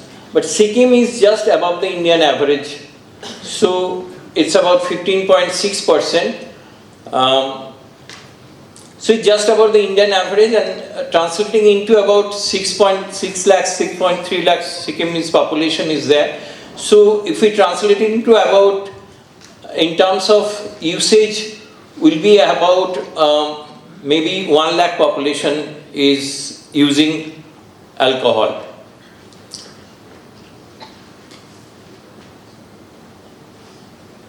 Prevalence related with, cannot see that, let me check it with my record here. So apart from alcohol, current use of choros, ganja, which is constitutes about the more about illicit drug part. In choros, ganja and bhang is construed as a legal part of the use, but choros and ganja, their use is hugely prevalent in Sikkim state. In fact, Sikkim is the top leading state in terms of in rates of ganja and choros abuse. So 7.3% people, they are in this abusing choros and ganja. If we think of opioids,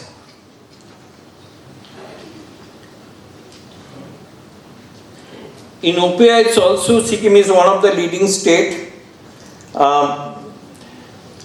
Opioids, as I said, opioids, about 5% of Sikkimese populations, they are afflicted with either harmful use or addictive use, substances uses. So dependence and harmful use, they are taken together, they form quantum of work, and they need immediate clinical attention. So that was the kind of populations that use. So in substance use part, alcohol, opioids and cannabis and choros are the major dominant substance use problem that is afflicting Sikkim state. To understand the phenomenon, I'll deal with the topic. Maybe a few terms I'll be explaining. Intoxication is experience of substance use, is reversibility. Intoxications causes temporary problem, temporary experience and temporary maybe judgmental issues and other things. So they can have some kind of legal issues and also decision making processes. Harmful use, they are medical and physical negative consequences. In this study, harmful use is defined as a score on a particular who constructed tool, which is called assist tool, and their harmful use it can be scored, so 4 to 26 that scoring is there. Harmful use essentially in clinical terms we mean the medical or the physical consequences of the substance, whereas abuse we mean both psychosocial and medical negative consequences. In between there is misuse, which we as doctors use it as when a substance is used, like most of the time sedatives or hypnotics, they are used beyond prescriptions. So then that constructs misuse form. Dependence and addiction is something that qualitatively is different from all this use, and we'll define dependence there are two aspects of looking at dependence. One is from clinically, behaviorally we define it in a particular way, but because all the chemical substances, they go to the brain and they changes brain's different aspects of different brain cells in different portions of the brain. So dependence internally is something which is called a physiological state of adaptive changes that produced by repeated administration of chemicals. Now, these changes externally actually is correlated with some other situations, which is mostly loss of control. So what is loss of control externally? That the person fails to control his drinking, when he'll be drinking and how much he'll be drinking. That is internally correlated with some kind of permanent changes in the brain. And so that is a state of dependence. Dependence of other criteria, apart from this impairment or loss of control, if a person continuously uses the substance despite its negative consequence and different spheres of his life, maybe the physical consequence, the psychological, behavioral consequences, then could be economic consequences, there could be socio-familial consequences. After so many consequences, still that person keeps on using the chemical. Then excessive preoccupation also refers to the person's more preoccupation with the substance at the cost of his work, maybe, or maybe the other important family relationship. So there is a shift of importance from work, family, personal care to the substances. So that is called excessive preoccupation with the chemical. And also associated with this particular use, there is a psychological theme also is mostly associated, and that is called denial. The person always tends to deny that he's been drinking or he's been using drugs. It's very difficult that someone comes to you and talking straight away, I was okay, I'm using drugs or using alcohol. Even if the person, if you confront with, or if you come across and ask him questions about it, you'll try to minimize or reduce the quantum of the substances, minimize the quantum of the effect of the substances. And so this is something called denial. Denial is also something associated, and it's very important because to get the person into a treatment scenario or helping the person makes it very difficult because of the person being mostly in denial. Apart from this, dependence also constituted by two things. One is called tolerance. So if I use the chemical continuously over a period of time, then the same amount of chemical won't be creating the similar amount of sense of reward in me. That means that if I take 2 pegs of alcohol every day, after a certain point in time, I'll be needing 3 pegs of alcohol to have the similar kind of effect. That is called tolerance. Or if I keep taking tolerance, a similar kind of positive effect won't be happening. So withdrawal necessarily means that if I suddenly stop or minimize, or some physiological changes happens that the relative, the concentration of the substance in the body gets minimized, then there will be physical discomfort, and that we call withdrawal. Now, how do we look at substance use? Substance use, obviously, because it's such a menace, we need to do something about it, but the way we look at it will be deciding the way we'll be intervening it. If our social perception is mostly that the drug abuse simply is a moral person. If somebody takes alcohol, he is a bad person. Now if he is a bad person, so naturally the mode of intervention will be some kind of avoiding the person or punishing the person. But if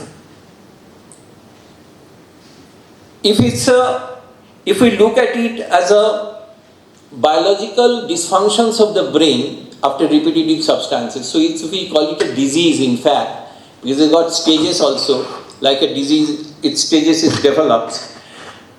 So if we look at it as a brain disease, because the unprecedented advances in neurobiology and behavioral sciences, it is established that drug addiction is a brain disorder. It's a chronic relapsing medical illness. Why is it chronic? Because it's over a period of time, it's a long lasting. It's more like diabetes. The way diabetes is formed in different stages, the way permanent changes take place in a particular organ of the body in diabetes. That's how brain also is changed in a particular way, in a more permanent way. So, drug addiction or dependence is a condition of the altered brain. So, it's a continuous, it happens stage wise. As I said, it's a continuum. At one end, it begins with an initial exposure to the drug, which is voluntary in nature. And at the other end of the spectrum lies dependence. And this stage, the person loses control. So, over a period of time, is from use to abuse to dependence is a phasic advancement in the process where a normal use could turn out to be an illness. So that's why the determinants of the early stage of involvement with drugs is merely a psychosocial or environment, peer pressure, peer stress, cultural sanction, all those things actually initiates a person to have drug. But the dependent state is already a condition which is beyond the person's control. It's an altered state of the brain. And as I said, a dependent brain is a changed brain. How denial actually works to transform a particular use or from even abuse to a state of dependence, this figurative representation actually talks about that. Initiation of use is a state in both the things. Then there will be social and moderate use gradually increasing because the reward system is working with each day use. Gradually over a period of time the reward system works. One feels better with using drugs and then abuse starts. But while the person starts abusing, some people, they get the sense that there is a danger in using the drug. So they can sense it, they accept that the drug is not really being helpful, and they try to go back to either normal use or social use pattern. But for those who does not see it's happening and tries to find the reason of the problem somewhere else, maybe if he creates family problem, then he blames it onto the family members are not behaving properly. If he gets problem in the office, he said the office staffs or the seniors are not behaving properly. So if in denial, he finds the reason of the problem somewhere else, and so nothing stops him using the drugs continually, and then he proceeds into the state of dependence. Once he gets into dependence, further state has been mentioned as the consequence of dependence is no dependent person, if he is actively dependent, he will never live up to the expected life. The whole length of the life. It's not possible that a dependent person lives a full life long with health. So, death will be the ultimate if it's unchecked and if it's untreated.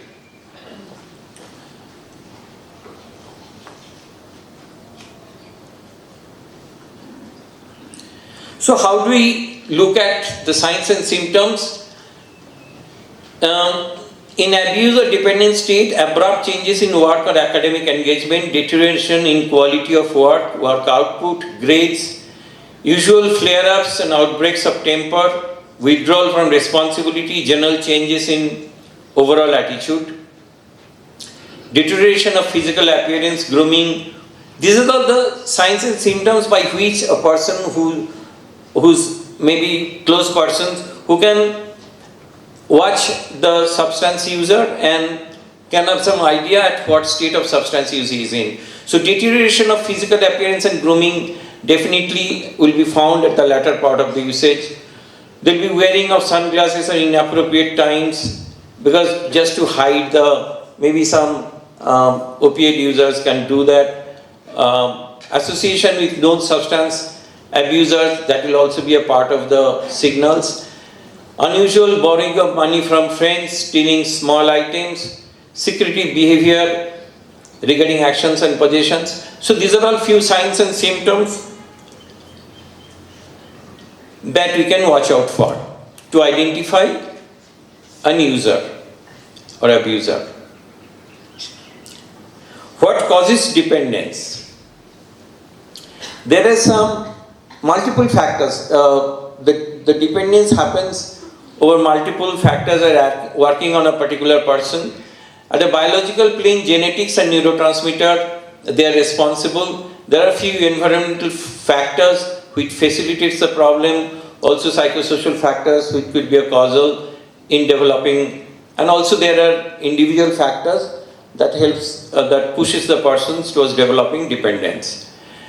If we look at the biological factors, the genetics means that in the same family, it generally, if someone has a family history of substance use, maybe in the mother and the father, the probability of that person being afflicted with substance dependence will be more.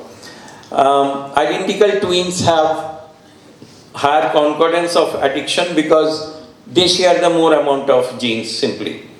Men whose parents are alcoholics have an increased likelihood of alcoholism even when adopted and raised by non-alcoholic parents from birth. So if they are born in the same family but they are brought up in different regions, different places, the probability of the other person also being alcoholic will be almost similar. So essentially the environmental, over and above environmental risk factors, there are biological factors which are responsible. There is some internal brain regulatory systems. We know that when brain cells, the cells actually inside the brain, they talk to each other through some electrical impulses or through some chemicals. Now these chemicals who carry messages are called neurotransmitters. In a particular area of the brain, this is on the upper part of the spinal cord, which is called VT or ventral tegmental area of the midbrain. If a substance goes to that area, there is a signal that passes to the another, this is a limbic area, and this is called nucleus accumbens, where the dopamine is actually liberated, which gives us the sense of pleasure and reward. And that's why the repetitive nature of the substances. So once it stimulates ventral tegmental area and the further neurotransmitters are released from nucleus accumbens, dopamine releases, so that gives us pleasure. And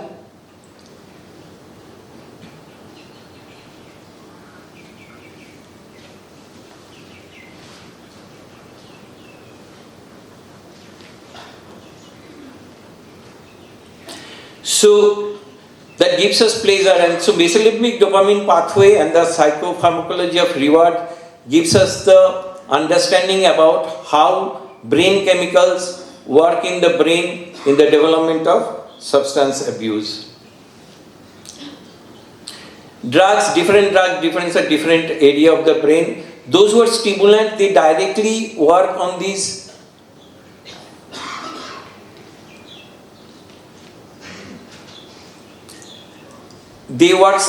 directly on this nucleus accumbens and liberates dopamine, where most of the other drugs, they work through ventral tegmental area of the brain. In environmental factors, widespread drug availability, high crime rate, poverty and industrial decline, they found to be causing or facilitating substance use problem. Acceptance of the drug within the community, also one of the facilitators of developing substance use in the social substance use in an individual. Psychosocial factors are low parental affection, childhood abuse, parental substance misuse, family conflict, lack of communication between parents and children, drug using peers, peer rejection, failure at school, dropping out of schools. These are all psychosocial factors that again are associated with more substance use. Individual risk factors are low self-esteem, high sensation-seeking, risk-taking behavior, self-destructive behavior, early and persistent behavioral problems, mental health problems like depression, anxiety, even in children, early development of, say, attention deficit hyperactivity disorder like problems also makes them prone to substance use more.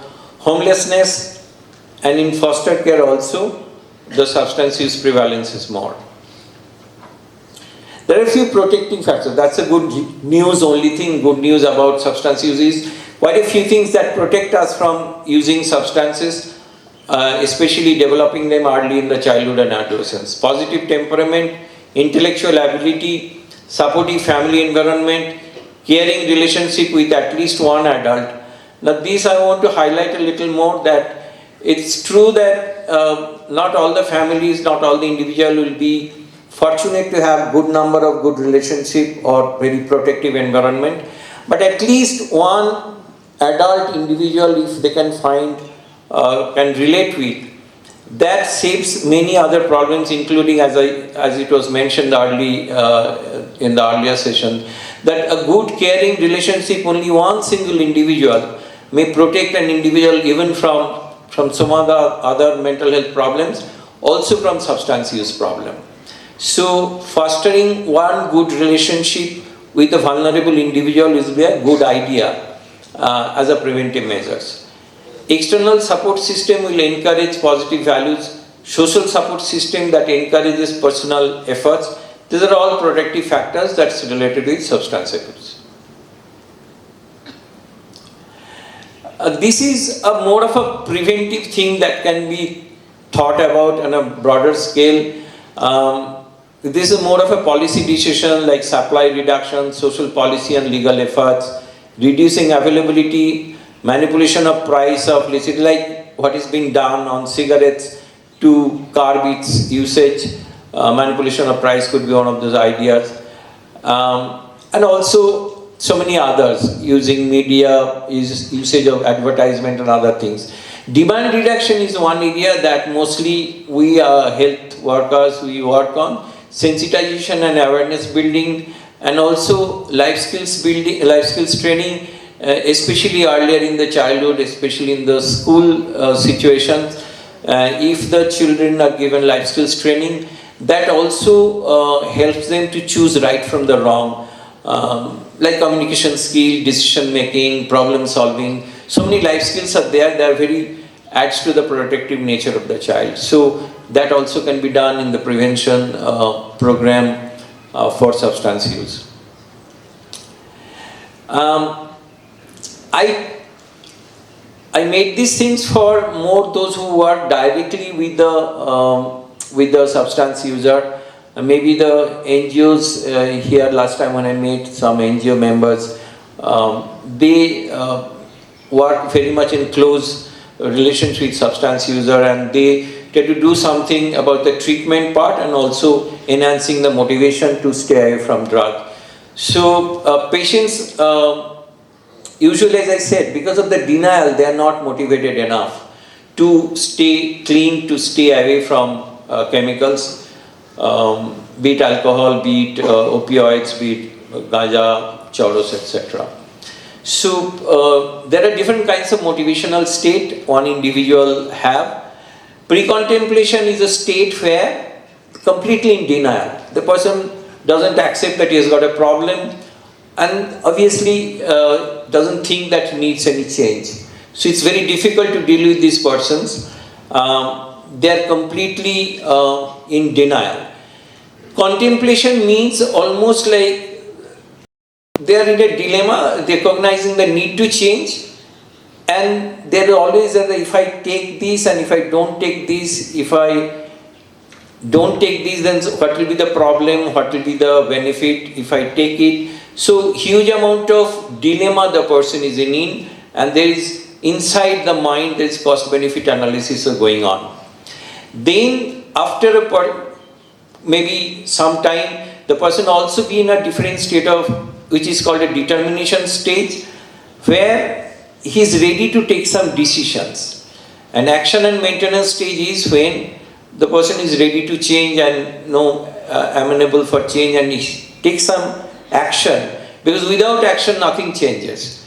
And so take some actions for changes where the positive things can start happening. These are the levels of motivations, and one can really work on the persons to to get to that person down these motivational stages. Motivational interviewing is one of those tool through which this motivation can be changed from absolutely completely in denial to taking some action scenario. So motivational interviewing is most suited as an intervention technique at this level of pre-treatment, before the person is brought into treatment.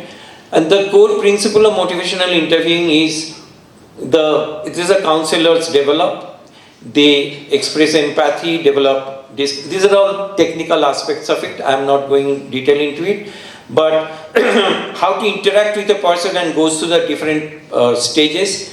This is also motivational interviewing. They are very interesting activities to take that can be taken place with a patient. So the core principles, as I mentioned, that can be worked upon. Management of the treatment, there are stages of treatment. When a patient we find in dependent state, then there are two aspects of treatment. One is which will be patient-centric treatment, and another will be family-centric treatment. Because it is said in substance use treatment, families also over a period of time, they become sick as the person. Almost, and if dependence is the problem of the person with chemicals, many of the family members, they become codependent.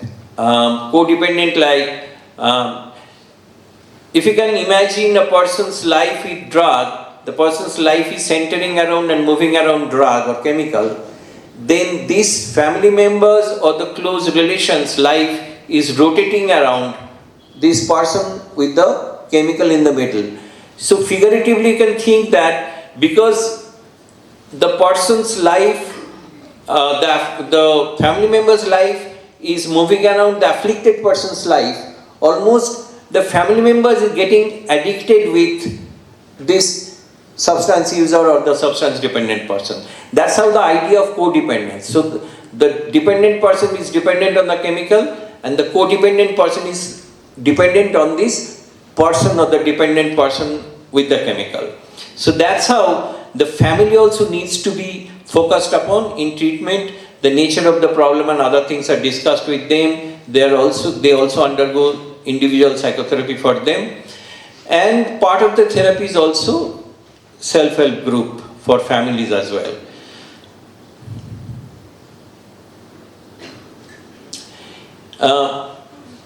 So in the first step we talk about for all chemicals, those who causes dependence, mostly they have got withdrawal problems. Talk about alcohol, it has got a specific set of withdrawal problem. Talk about opioids, they have got specific set of withdrawal problem. And cannabis also, previously they used to say that it does not have caused much withdrawal problem, but it does have some withdrawal problems. So treatment of withdrawal problem is called detoxification. In detoxification, because the chemicals are different, their detoxifying agent also could possibly be different in most of the cases. Alcohol withdrawal has got specific nature.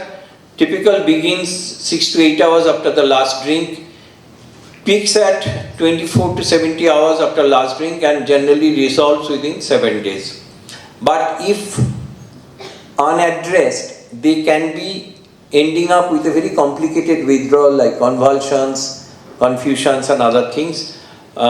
So they are supposed to be treated properly in withdrawal state or before the withdrawal state. Withdrawal symptoms are sweating, high pulse rate, tremor, insomnia, nausea, vomiting, agitation, anxiety, and then as I said, a complicated withdrawal that involves maybe convulsions and other complicated scenario, confusions like. Only moderate to severe withdrawals needs to be managed aggressively. Few investigations are noted. Long-acting benzodiazepines, usually chlordiazepoxides, they are considered. Then reconsidered shorter acting like lorazepam, oxazepam. They are all specifics of it. Supplementary vitamins and management of associated problems, they are also addressed too. Opiate withdrawals have its own picture. Time of withdrawal depends on the type of opioid. In fact, patients they themselves can tell you what are the withdrawals and when it occurs. For heroin, withdrawal symptoms usually begin about 8 to 12 hours after last use, peak between 36 and 72 hours, and subside over about 5 days. Protracted abstinence syndrome, including disturbance of mood and sleep, can persist for 6 to 8 months. So that's why you find so much of repetitive relapses in case of opiate withdrawals. Relapses are a part of the problem itself, the addiction, dependence, etc. But generally, opiate withdrawals are very difficult to manage and withdrawal symptoms, because some withdrawal symptoms are long-lasting, especially the mood problems and the sleep disturbances. They tend to relapse very fast. Early signs symptoms of opiate withdrawal are anorexia or lack of appetite, anxiety, severe craving, then sadness of mood, tearing of eyes, irritability, sweating, and then there is a raising of hair, watering from nose, yawning, etc. In advanced state, there will be abdominal cramp, loose motions, hot and cold flashes, increased pulse and blood pressure. So these are all muscle and bone pain, aches and pains all over in fact, and pupillary dilatation, nausea, vomiting. These are very severe and very distressing symptoms.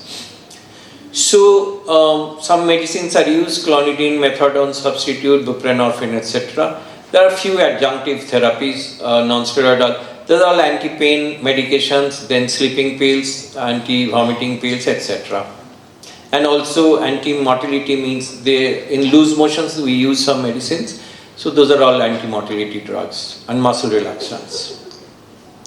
Cannabis withdrawal relatively they are very mild in generally, begin with 2 to 3 days after cessation of use, but it's a prolonged kind of a withdrawal.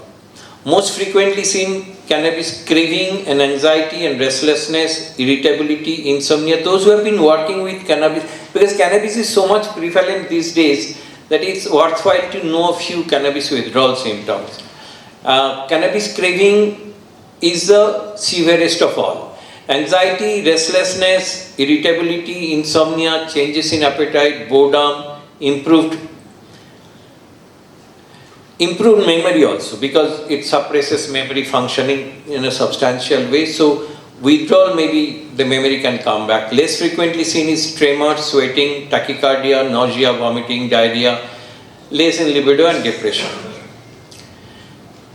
So because cannabis withdrawal are mostly, we don't have any specific medication yet. Something is being searched for, but nothing has come out so far. So there is no particular medication used in cannabis withdrawal. So this is how the detoxification signs and symptoms and the management is.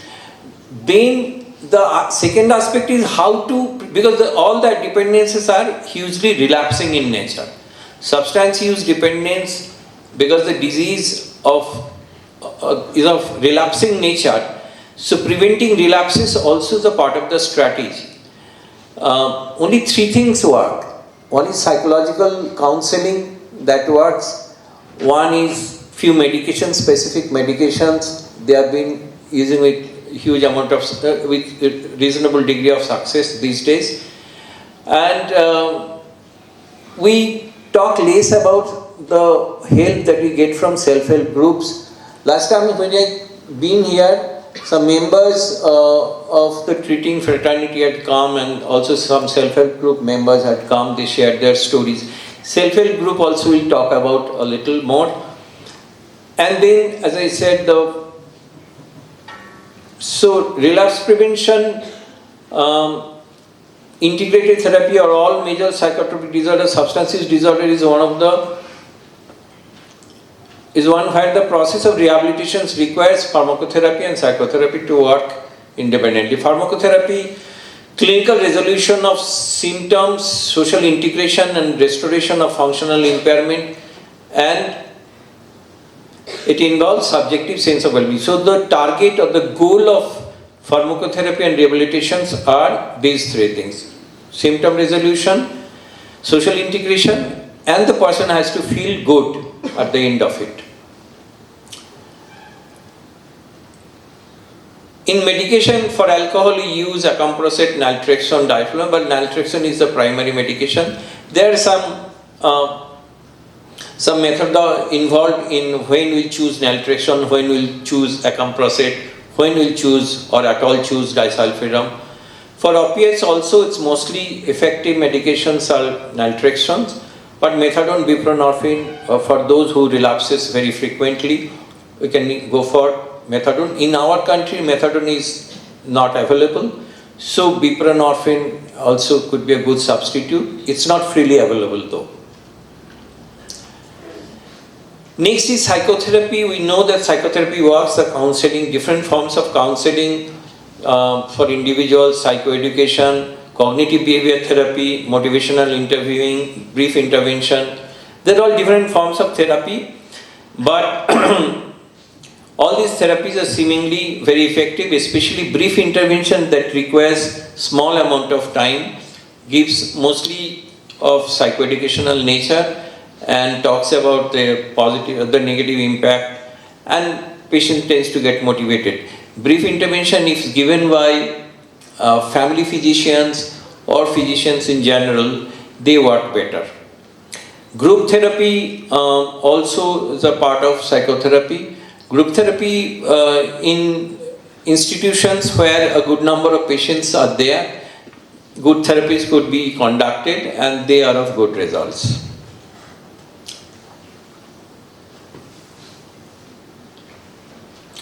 This is basically I've written for mostly those actually who work very intensively with the patient in the rehabilitation centers. So what exactly in rehabilitation center they do is they have a total plan, clinical formulation to master problem list to so the treatment plan. They do it in an elaborate way. Is there any person who is really involved in day-to-day care in the rehabilitation center? Okay, you're there. Would you like me to go through this? Or it's okay? This is all technical part, but still I'll go for a case history just to show that how it's done. It's a male, 52 years, married with one son, marketing consultant in an FMCG, and drinking history spanning 30 years, came at her own initiative to get recovery right. So he did not get much of a motivational interview. He was a self-motivated person who presented himself apparently. Initial diagnosis, alcohol dependence and nicotine dependence. We talk about antecedent conditions, what actually propelled the person to usage of substances and gotten into dependence. Family lived in Ahmedabad and father had to support relative in Bangladesh who had financial difficulties, had to manage 2 jobs, so patient hardly saw father. So this is some kind of a family situation where paternal deprivation could be a part of the early childhood process. Patient was dependent on mother for everything. Patient had 2 incidents of sexual abuse. So these are all antecedent factors, disrupted academic history, set up a music band, and relationship with alcohol began in college, rebelling against family values and parents. So these are all antecedent conditions that perhaps in retrospect give us idea how the person actually went forward and started taking alcohol. Went through a number of jobs, settled into current one, quit it for 10 years and rejoined. Drinking continued to increase in his job as a marketing professional. So influencing conditions, he was a marketing professional, and so we'll see that the job required entertaining clients and alcohol use. So job was also in a kind of determinant in continuation or influencing his condition. Patient feels due to lack of formal degree, he has a pressure to perform. Some kind of self-esteem part was here. Patient finds it difficult to handle boredom and drinks to occupy time. Patient tends to relapse after some conflict, alteration, or negative feelings. Effects of addiction that was found out, patient has mood swings and gets violent and abusive with family members, had a few small accidents, been reprimanded by boss, reputation is destroyed. Most of all, he regrets the growing years of his son. Final diagnosis was alcohol dependence and nicotine dependence. Problem lists are made. What are the problems? Problem continues to use despite negative consequences. Patient is very driven. So from this problem list, patient also that repeated relapses history. From this problem list, we go for each problem, we set some goal and objective. Say for problem number 1, like for an example, patient continues to use despite negative consequences. Our goal was patient will come to understand the harmful effects of alcohol in his life. So this led us to the objective, how this goal can be achieved. That is our objective. So patient will complete a written assignment on harmful consequences. And we'll give him inside the rehabilitation program. So there will be some anticipated date and actual date of completions are mentioned there. Patient will complete a written, this is first step assessment, this is something to do with Alcoholics Anonymous. Those who know the 12-step program, they know what this first step assignment means. Patient will write a detailed story, emphasis to be on chemical use. Patient will attend Alcoholics Anonymous meetings. Patient will read Alcoholics Anonymous Big Book. So just to know that the patient continues to use despite negative consequence, to give him some kind of insight that how this continues despite negative consequences, getting some ideas and getting some insight back into the patient. So we'll go for this over a period of time. So this is list. Problem 2 list will be seems driven to compensate for his lack of formal education. So this could be a stress factor, how that was objectives are made and how we went on formulating this case, created objectives and started working with the patient. Patient's history of sexual abuse, how we worked on that. That was also, we made some objective from problem to goal to objectives. Objectives are concrete activities that we design for the patient. Like problem 4 and so like this each problem usually not made more than 4 or maximum 5, but generally we try to keep it to as less as possible. And then we work on this patient, bring back to the patient from breaking the denials, getting the motivation back, working. So finally make some reasonably say kind of more permanent changes in his mental state, that he can know that okay, I do have a problem and it's me who has to change, not the world around me has to change.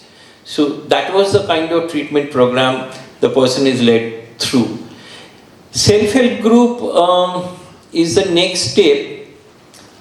We mentioned the name of Alcoholics Anonymous. Perhaps those Alcoholics Anonymous are self-help groups that's been working more than 90 years across the globe in more than 200 countries.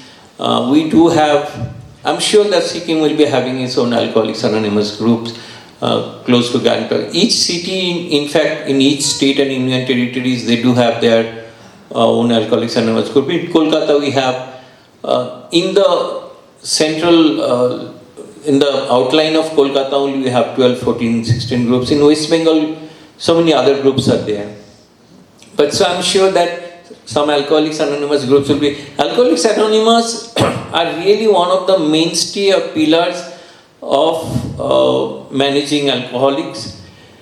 Narcotics Anonymous works in the similar way. They work more for the opioids and non-alcoholics group mostly. But those who have been using cannabis and ganja and choros, they can join Narcotics Anonymous. But in mixed populations, those who have multiple substance users, they can join both Alcoholics Anonymous and Narcotics Anonymous. They're very supportive, they're non-judgmental, they listen to their stories, they share their own stories, they share hope, they share their also the kind of wrong thinking that you used to go through. So all these kinds of sharing helps the other person to be accepted by a group of people, those who have been having similar kind of problems, and also they share the hope and determination to go back to a normal life, living a normal life. So self-help groups really works, they really help.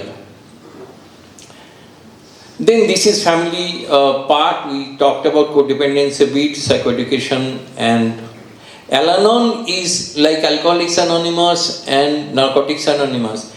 Al-Anon are self-help groups for the family members and those whose lives are afflicted by the substance user himself or herself.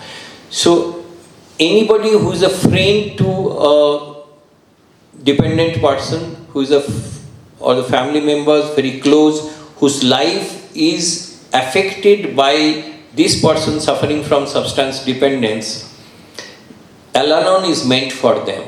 They go there like the mothers, the fathers, the children. Children, they have their own separate group. Alateen is another form of group where the teenagers of the afflicted person's children, they mostly go to Alateen. Alateen are less formed, it's not formed well enough in most of the metro cities in India, but they are very much, they're very much useful also historically. So, in conclusion, adolescence and young adulthood is a critical period of initiation of substance use.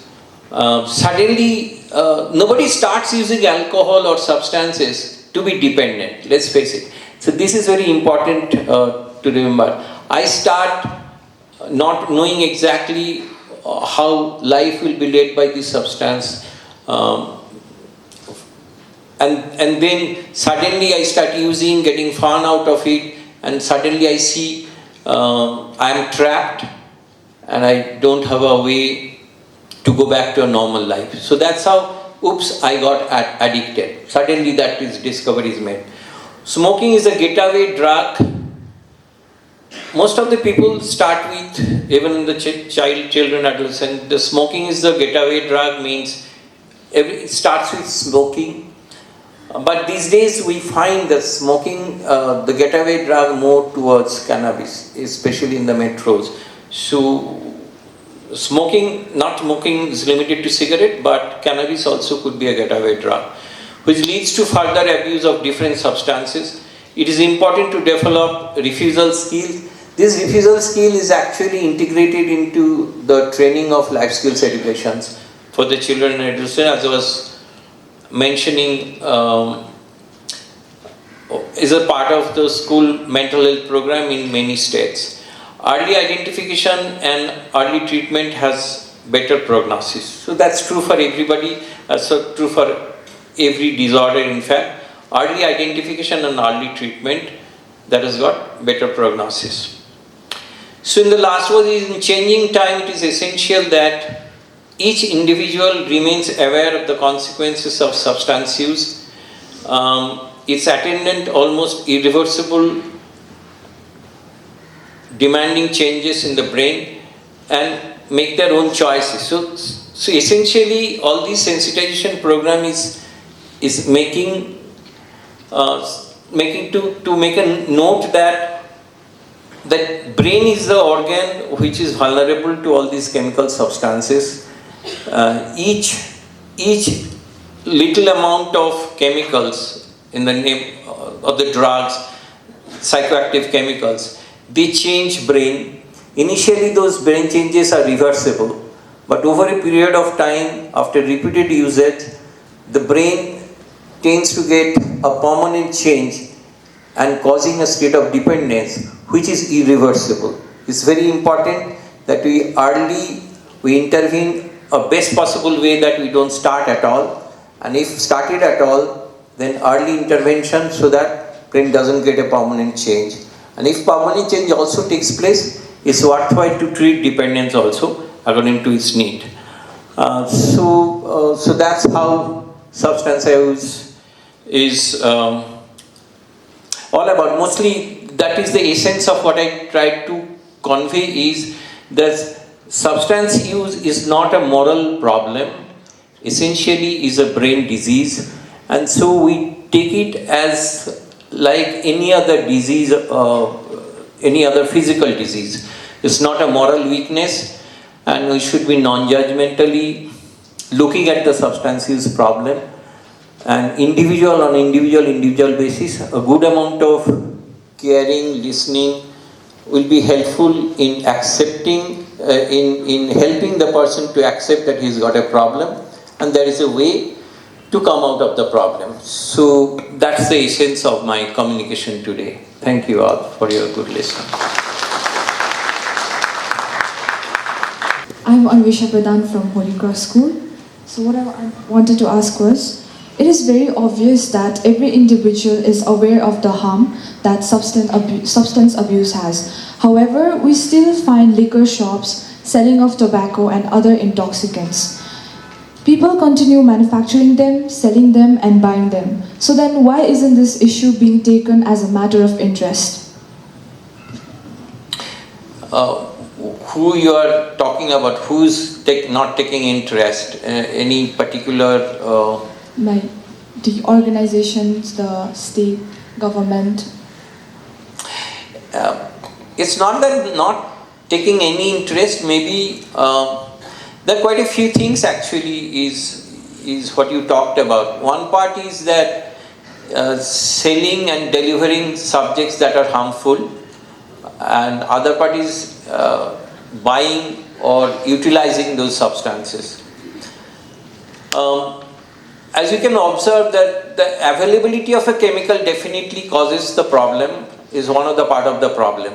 Huge availability, easy availability, many time acceptance, cultural acceptance. Those are all predisposing factors or causal factors. So lesser they are, means less availability. But then the fact is that, say, think of alcohol.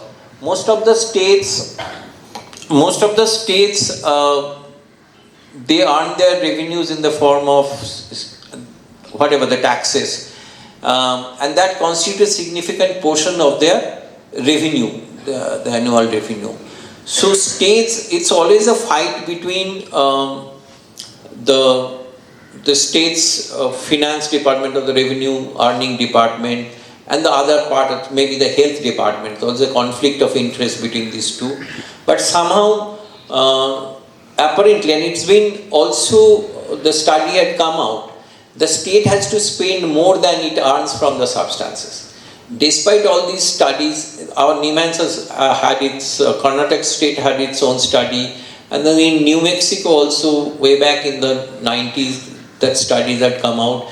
That state actually had to spend a lot more through its health department than it earns through its revenue, the department, for, say, alcohol. But despite this fact that it's easy money that the state gets, and so perhaps that is the most important reason that the state sales and are more, availabilities are more, because the shops that sells alcohol, that has licensed by the state governments. So the license are given by the state, knowing the fact that what possibly could be the consequences. So that is there. And also the 30% are all those, what we call that India-made foreign liquors. More than 50% are also in our rural states, that local sharabs are there. But because of the local business also, they are less, for other political reasons are there. So we know that there is a money generating system who will be working against the prohibitions of certain states. But despite all these things, some states have declared prohibition against alcohol, some form of, and also cigarettes. The cigarettes still increasing the price of the cigarettes. So some kind of what you call demand reduction, the supply reduction steps have been taken by the states. It's not that nothing is being done, but obviously we would expect more to be done to address this menace. Yes, sir. Thank you, sir.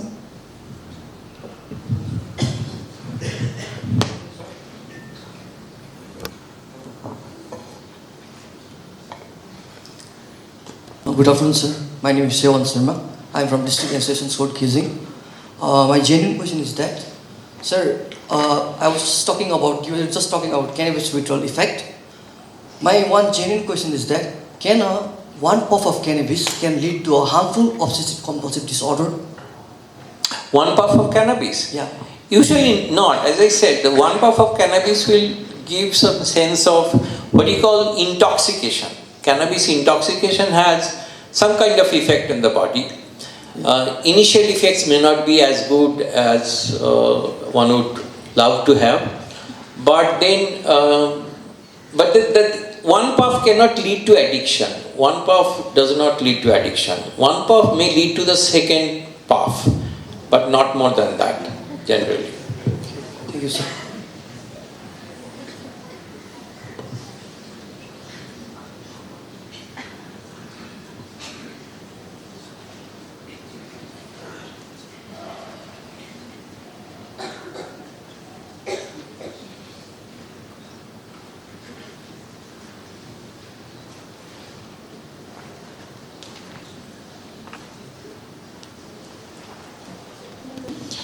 Is there any way that these tendencies can be suppressed?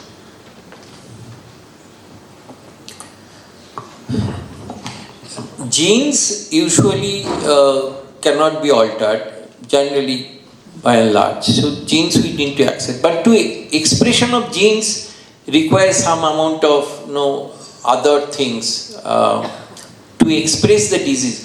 We are born with genes means we are born with vulnerabilities. See, if my father was an alcoholic, then I have the genes. Probability is more for me than anybody else, one of my peer group, whose father and parents did not have any alcohol problem or alcoholics. So my vulnerability is more. But then, if somehow I know that that is my vulnerability, so the disease may not be expressed.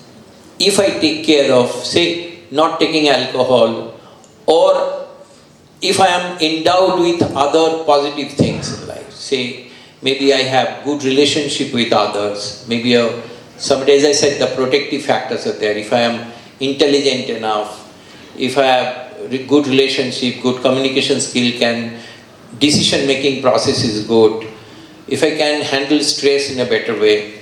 So all these protective factors may make me helpful that the disorder doesn't get expressed, so that I'll stay away from alcohol. Because of my intelligence, I know that something will happen. Because of my good relationship with others, that others also will be, and my stress level will be lesser than others. Usually high-strung or other psychological comorbidities help the person to go to alcohol or any other substances. So, as you said, that it can be made not to get expressed by doing so many other things. Maybe healthy habits also. Healthy habits also can help.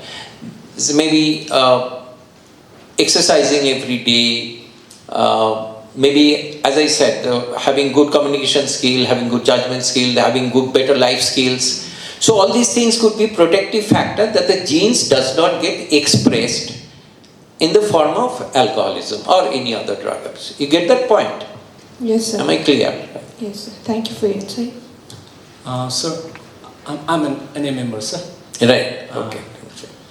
And so especially regarding the relapse prevention part, you mentioned three things: pharmacotherapy, psychosocial therapy, self-help group, and I feel, sir, one social reintegration part also should be added in terms of Sikkim, sir. What is happening is we have about 12 rehabs in the state of Sikkim. One is coming up in Kichidumra, and so the treatment, the people, those who are undergoing treatment at present are about 300 of them.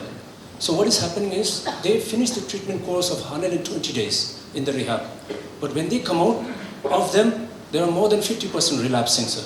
And one of the reasons of relapse is social reintegration. People listen to this, listen to your talk properly, but what they do is they don't implement it. They don't let a person who's into substance abuse get socially reintegrated into the society. And this is not a question actually, but I understand.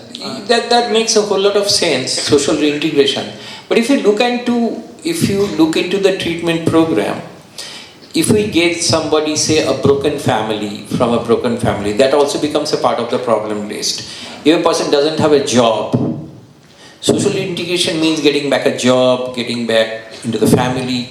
So if we have that in the problem list, as I mentioned, it helps.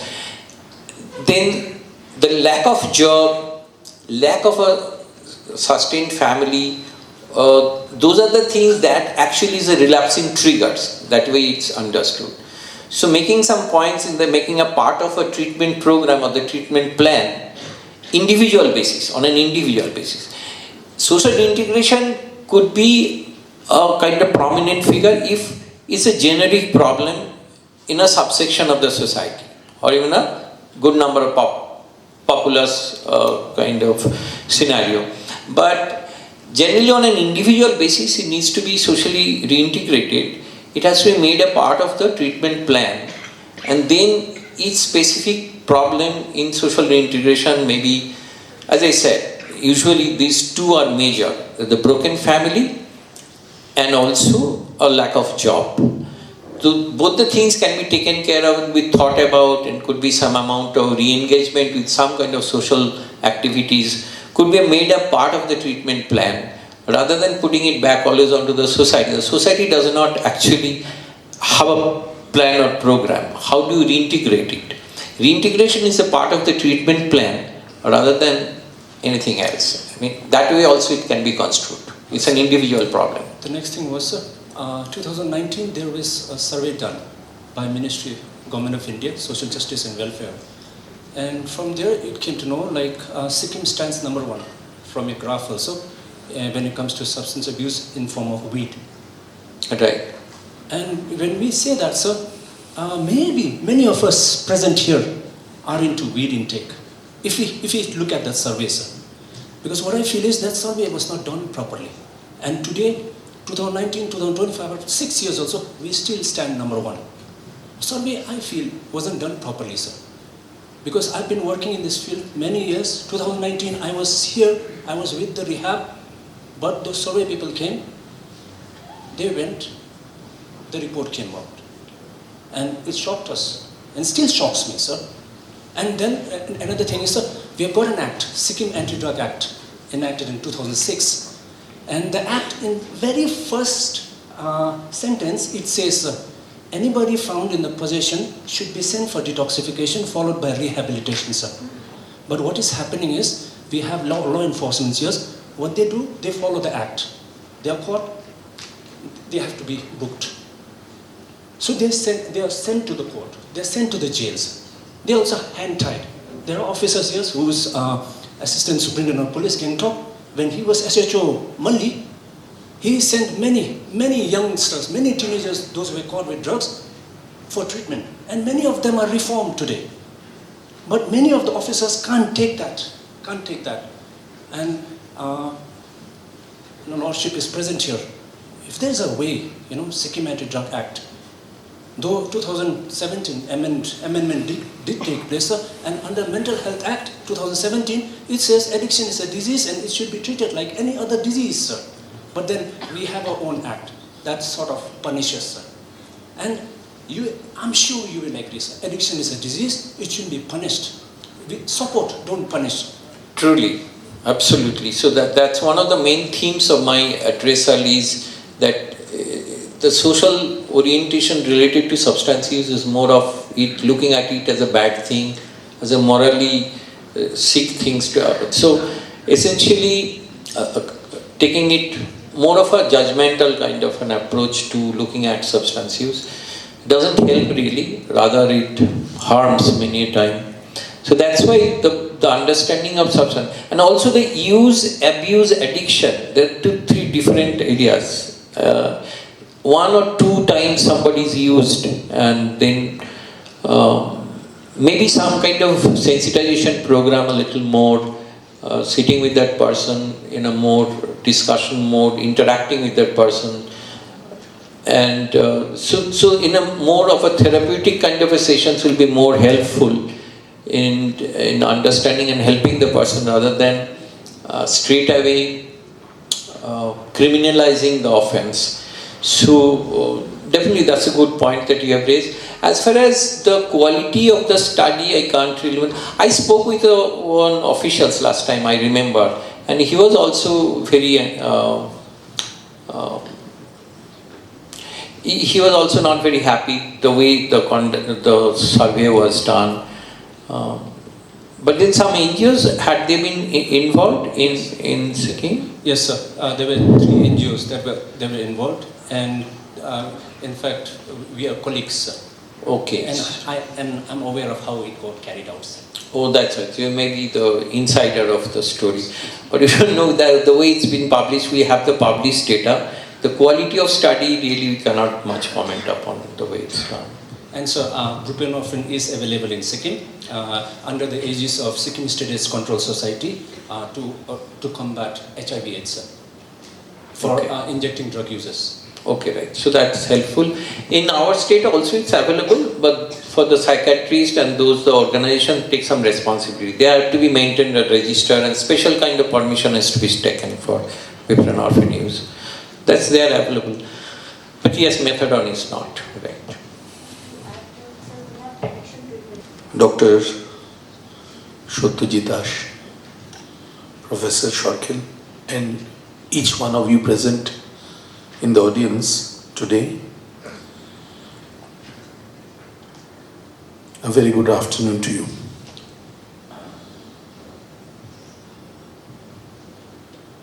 Mental health issue in Sikkim is not only a concern for me, but perhaps a concern from all of you, one way or the other, directly or indirectly, considering the high rate of mental health issues. You have been part of what is going on in the state of Sikkim. We had hosted last year also a similar program, and this time it was a joint effort by the Sikkim State Legal Services Authority with the Sikkim Judicial Academy. I have listened with rapt attention to our resource persons and also the interjections or the questions that have been put by the audience. I must tell you that I am deeply concerned with the issues that we are trying to flag in today's discussion. As the Chief Justice of Sikkim, I will have a repeat program very soon with a little more inputs from all of you stakeholders, be it students of various schools, be it those in the NGOs, be it those who are healthcare workers, and also judicial officers and anyone from the police or anywhere. I would like your inputs before I have the next program of this kind, because I think if the gentleman who was asking some questions to Dr. Ash regarding the Sikkim Anti-Drug Act, would you kindly get up, please? I think you are involved in this, the whole trying to take care of a lot of mental health issues, whether it's suicide or not, for many, many years. I would like you to get in touch with my secretariat as soon as possible. Give your suggestions regarding what amendments you want of the Act, and I can assure you I'll write a letter to the government requesting certain amendments to make it the Sikkim Anti-Drug Act better for those who are victims of abuse, and not to treat the victims as criminals but the peddlers as one. I'm very sure about this, that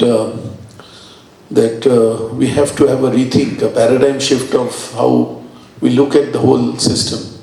Should we penalize the victims because the substance abuser, I think the resource persons have been saying and flagging it also, they don't have the first puff of cannabis to get addicted.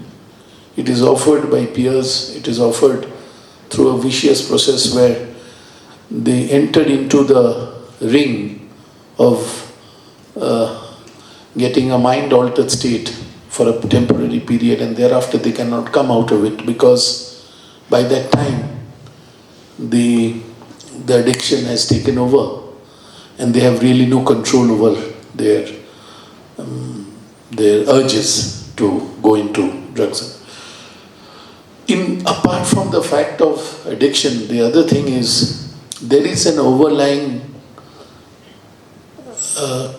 case of depression in Sikkim which leads to a lot of suicides taking place. And I'm not saying that depression is the lone cause of suicide, but definitely when in a small state the figure is so high, one has to have a relook at it.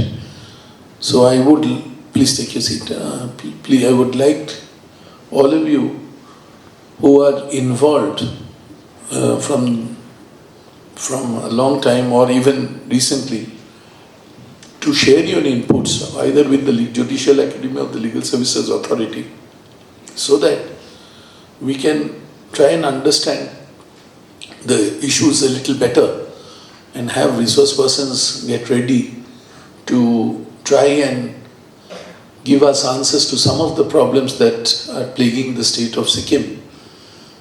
And especially the fact that some of you from the schools are rising up and asking questions is a sign that you are sensitive to the problems that the state of Sikkim is facing. And yes, there is one issue also that has been flagged by one of you, saying that paranormal activity. I think in these 3.5 years, I have found that in villages, a lot of superstitions drives people into a lot of, I would say, unscientific understanding of nature. And these often makes your mind hallucinate and come up and conjure up with unrealistic understandings. And these are not easy for a psychiatrist to sort of address each and every. There's no solution simple, but there has to be a grassroots, block level, village level participation by some of you committed members of the society who feel that things are going wrong. And for this, so far as the Legal Services Authority is concerned, as the patron-in-chief, I promise that we will give our best for the cause of eradicating the mental health issues to the best extent possible with any kind of support that is coming into positive use. Thank you.